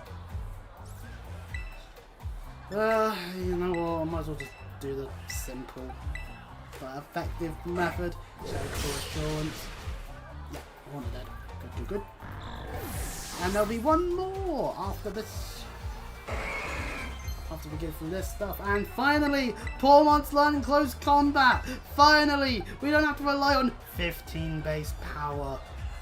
Hitting 2 to 5 times. Hooray! We can just hit for 120 base power and then have a few stat reductions. Woo! Finally.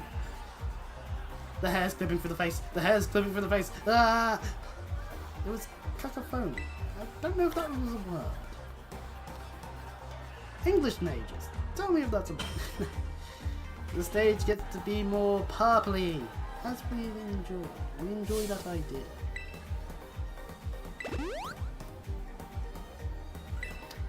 Next up is, of course, CFLive himself. Could do with maybe a bit of a shave. Obviously, this is me. No. I understand what people will reference, but yeah, I can't. I think it's tried and true. Ah, drifting. And save away. Driftblim, driftblim, driftblim. Oh, how you are getting. You are 100% getting your Shogun's Shadow Claw immediately, Driftblim. I am not giving it a chance to do anything a Driftblim may do. Shades of Gem 4 in that sense that you can minimise, frankly, you didn't get a chance for it to use it. But it does have Aftermath. I was getting rid of it immediately. It's probably a good idea as well, because yeah, don't want it to be like a dragged out fight. We're low on health, kill it, and then attack. I mean, look, now Heracross can't leave. God damn you. He's really sledging up MC Sledge. Oof. I'm gonna use him as a sled. I mean a sledge. As in, I'm gonna use him as a sledgehammer. That walk didn't know what the going. Yes. Ah, whatever. Anyways, does Heracross and Taurus have the same speed stat? Because Mila just means we can't escape, doesn't up our speed. But we did it! We beat MC Sledge! And we're actually off level 4 gym. Ooh, that's not easy. Best right, okay, so with that in mind, we're now on to the gym fight. Once we can obviously go and heal anything that needs healing. And the audience is really excited. Hooray! Hooray!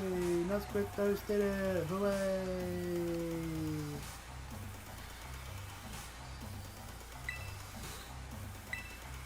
The ad you've been waiting for. Why?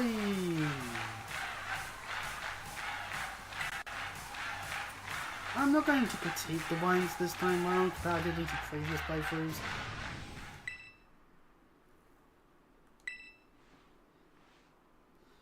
But, eh.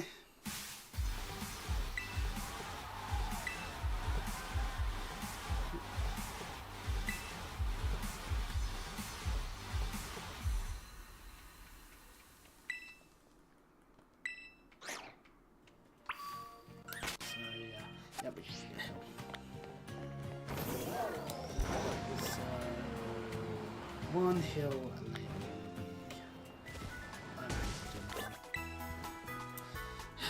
right, okay. I didn't even name Tauros out of frustration. That's how frustrated I was that one actually charged at me and took me down with deliberating back injury, but you know, it's more just maybe because they are a bit of a nuisance. So ideally what we need to do is we need to make sure that the Banette's no longer a factor. Mimikyu can light screen no matter what, so probably best to also try and get rid of that as well. I'm ready. I'm as ready as I'll ever be. Game. I'll try my best. I'm not saying we're gonna lose, because that'd be quitting talk. But if we were to go down, then a double battle would be how I die, wouldn't it? For whatever reason, some stupid idiot has decided to go up against the NC of RIP or whatever. And at least they won, you know? Day with way. Here, cashier. Eh. I mean, it was an attempt. It's not too bad. So what does Rhyme respond with? Outing count. Game and name. And a lot of wordiness.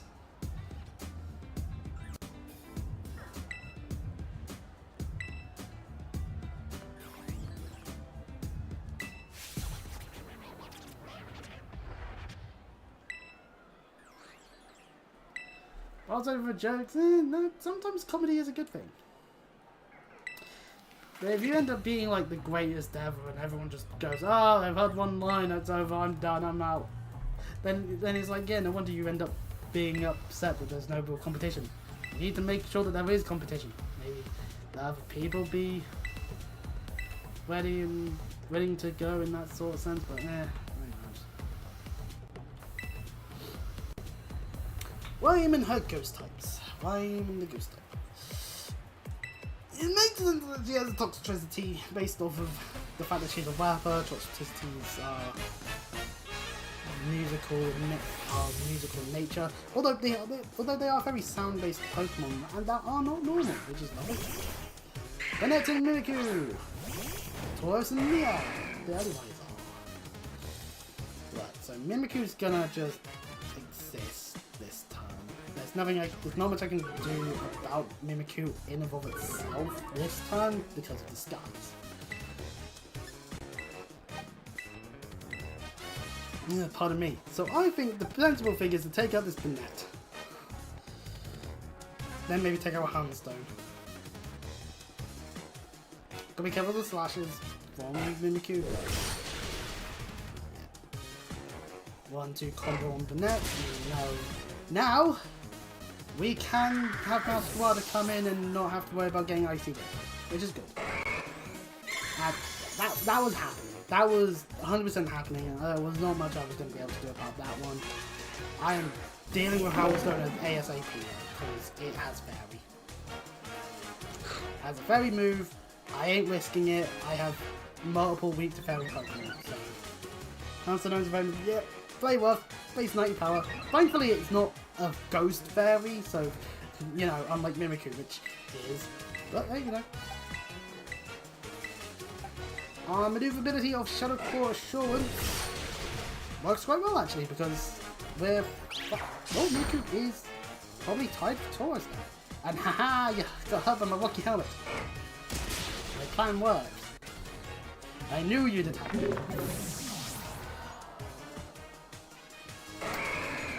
Which then means it's just Toxicity left alongside. So Toxicity has got its Discharge, which can paralyze, and Hyper Voice, but that's normal, isn't a bunch of fighting types. And Hex. The game just wastes my attack! Alright, we'll take it. We'll take it. Right, you know what, we might as well take care of the Mimikyu now then. Because Toxicity is just too bad happen. But now the graves have come upwards, because they're Houndstones! Ah! We're surrounded by doggos of the dead variety. And of course, Dancing Graveyard. Yeah, look at it go. Aww.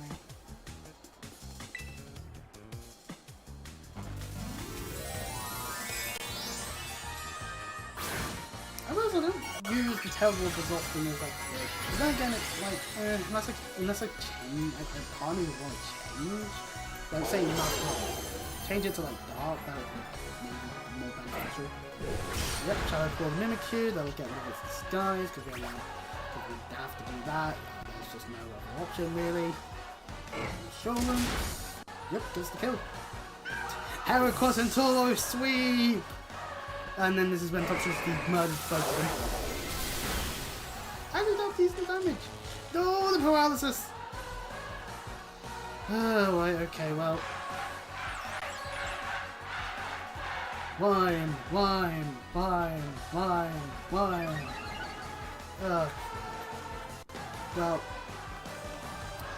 I have a plan.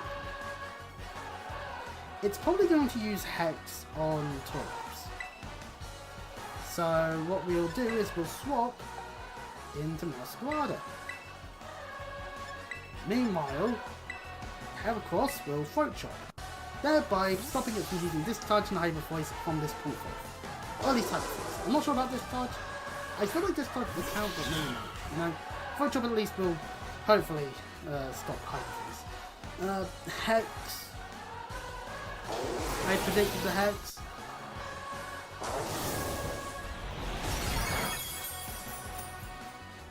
I was smart.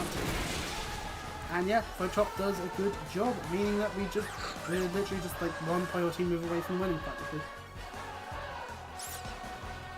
Can I stop chanting for wine? Can I stop chanting for wine, please?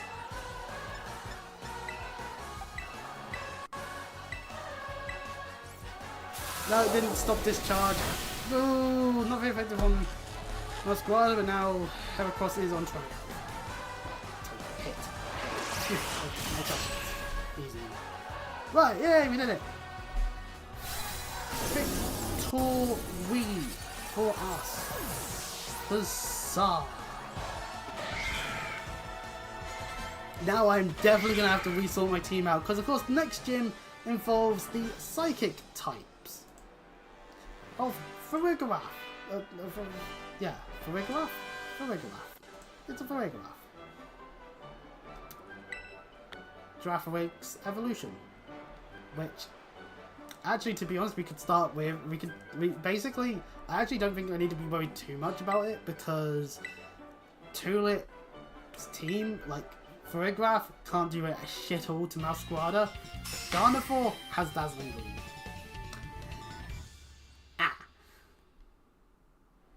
I mean, a good Ghost, still Poison type that's able to not die to the moves would probably be useful. Maybe something like, say, Bronzong. Espathra can't really do much to Masquerada. And then Florges has Moonblast. So, you know, a Dark type, not really the best against the Fairies, but hey, you know. So again, the Moonblast probably going to have to swap to like Bronzong or something. And I can't swap it into Gastrodon because Petal Blizzard. So it will definitely be more of a... So yeah. Ground, not so good. But anyway, anything up to level 50 will actually now listen to us if we happen to catch one that's at 50 plus. And we get a TM of Shadow Ball, which we can teach to any of our Pokemon. That would be useful to have it on. Even a Ghost type. You know, if we have any. So yes, this is something. And after that battle, we get a conversation with Hassel.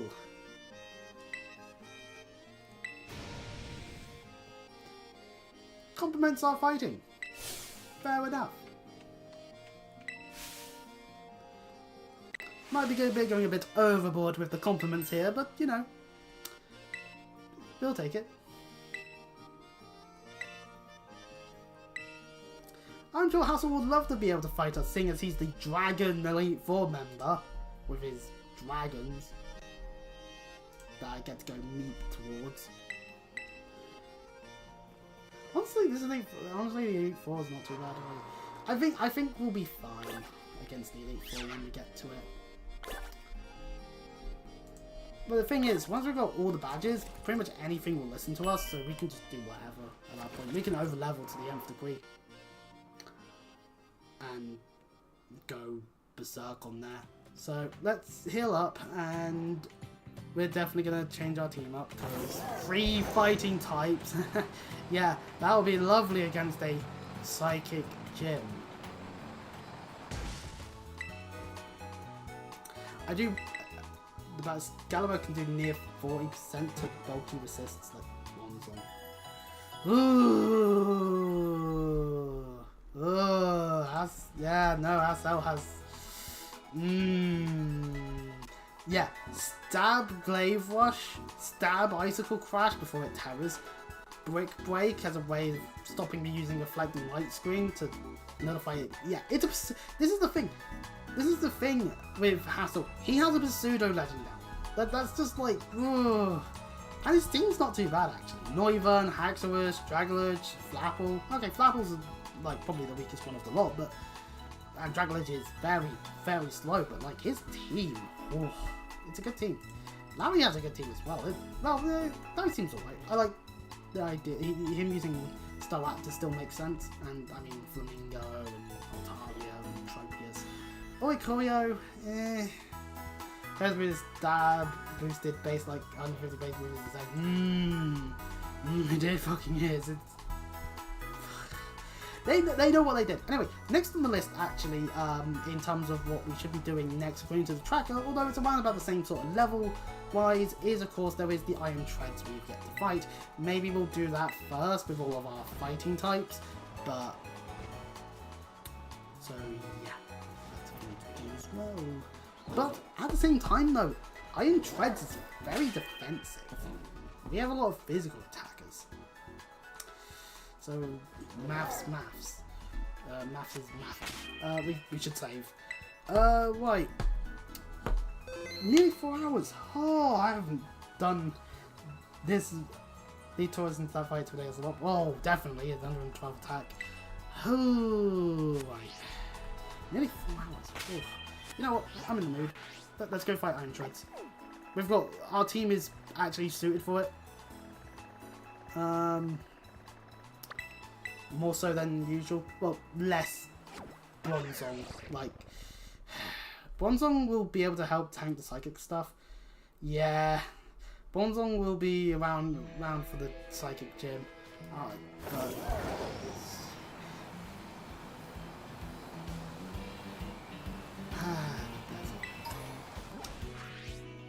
heading the wrong way in the desert. And the game is reminding me we could have gotten Lorfester, which would have been a very, very long time investment. Item, I want the item. Game, stop making me slide around. There's the Iron Treads.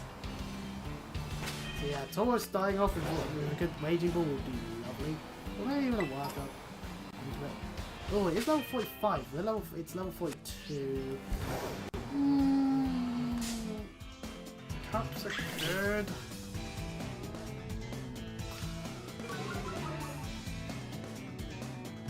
Whoa!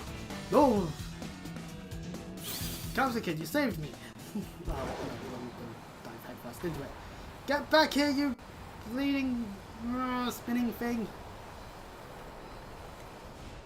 Yeah! Oh, damn it.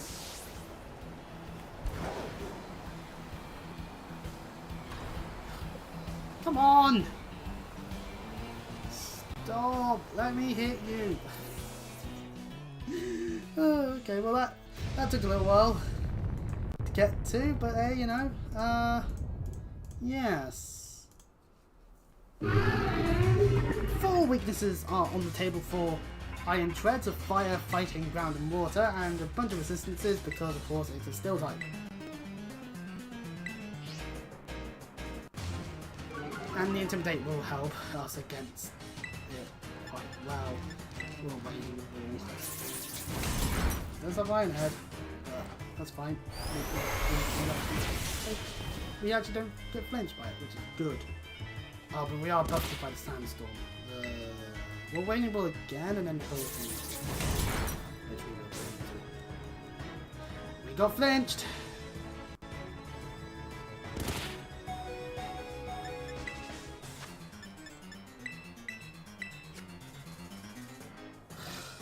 Goody! Iron Head with its flinching, 30% chance. We shouldn't be getting flinched. But the chance is there. See, if we just don't get flinched, we'll be able to deal damage.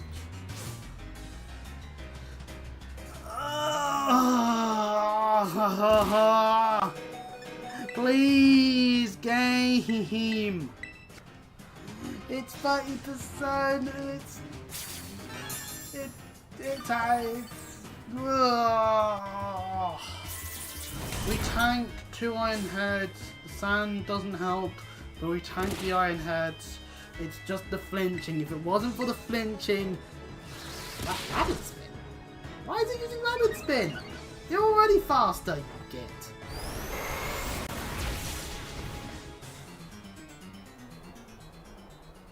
Right, it gets to roll off to that rock formation. That gives it its herb. We get to heal.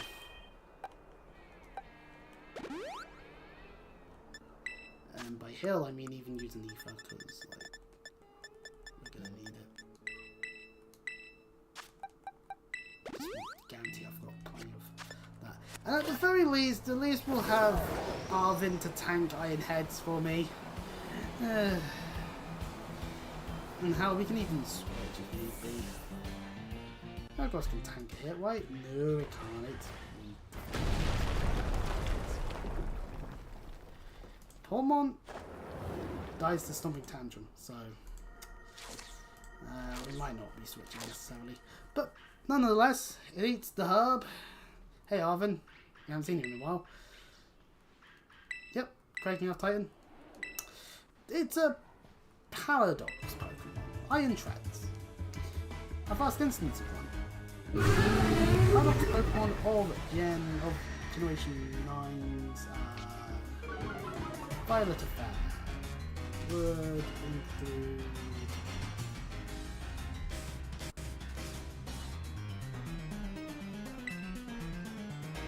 a number of them. I don't actually know the exact capabilities of all of them, but anyway. He caught a Schofield and just nearby, just like, yeah, this will do. We're getting Rapid Spin. Fish Bonds all and just towards back to get on the knockoffs to get to. It's an idea. It's going for Rapid Spin randomly. Yeah, Schofield can lower the speed so its Rapid Spins do nothing. Yeah, we can swap over to it. If it goes for Stomping Tantrum, then we're immune because of Levitate. If it's Iron Head, we can take it. Same with Rapid Spin. Really, as long as it doesn't knock off. And Arvin's going to do a good job anyway because of that. And he flinched it! Ha! Ha ha! But yeah. No attack points for you, Iron Treads. I feel like the Breaking Off Titan works better than the Starlight Paradox more than the Violet one. But I get why it's named the same anyway, they are both round, so it makes sense. And yeah, oh yeah, Rageable since now it's Schofield Fire Fangs have been quite useful. Arvin, you're a genius doing that actually. So hooray, that's another victory in the books.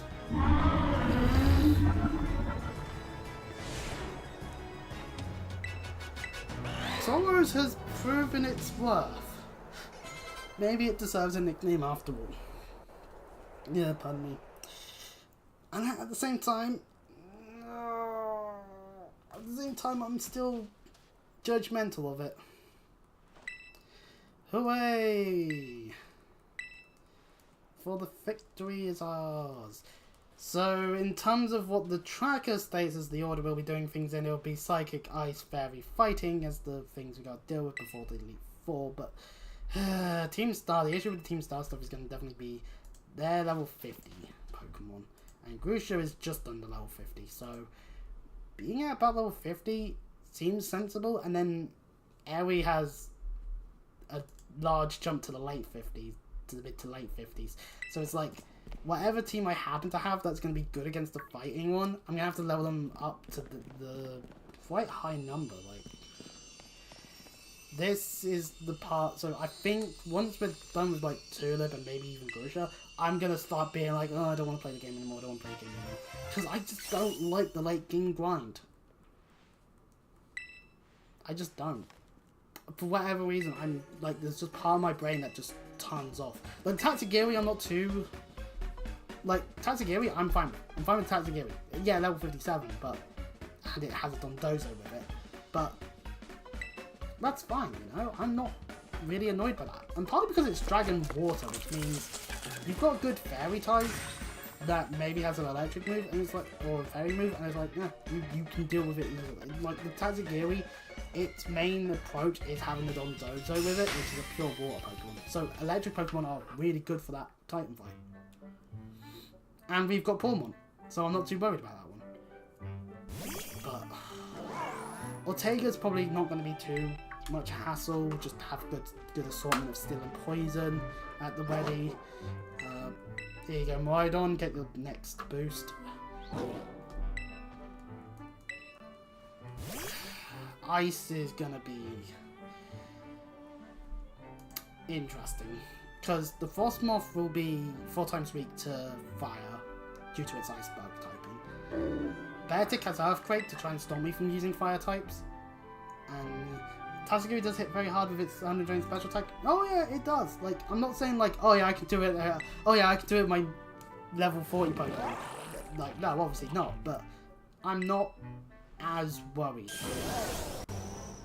Like, it's actually got quite. We get the Glide on this one. Now we get the Rock Climb on Tazagiri.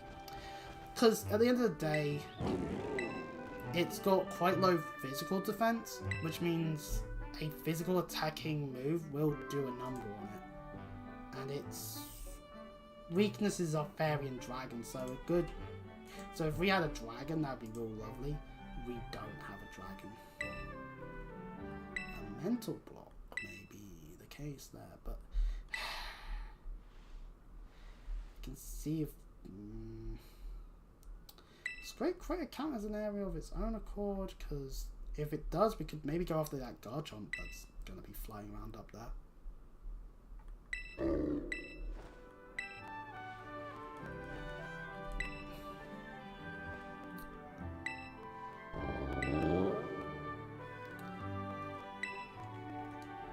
Arvid as positive. No.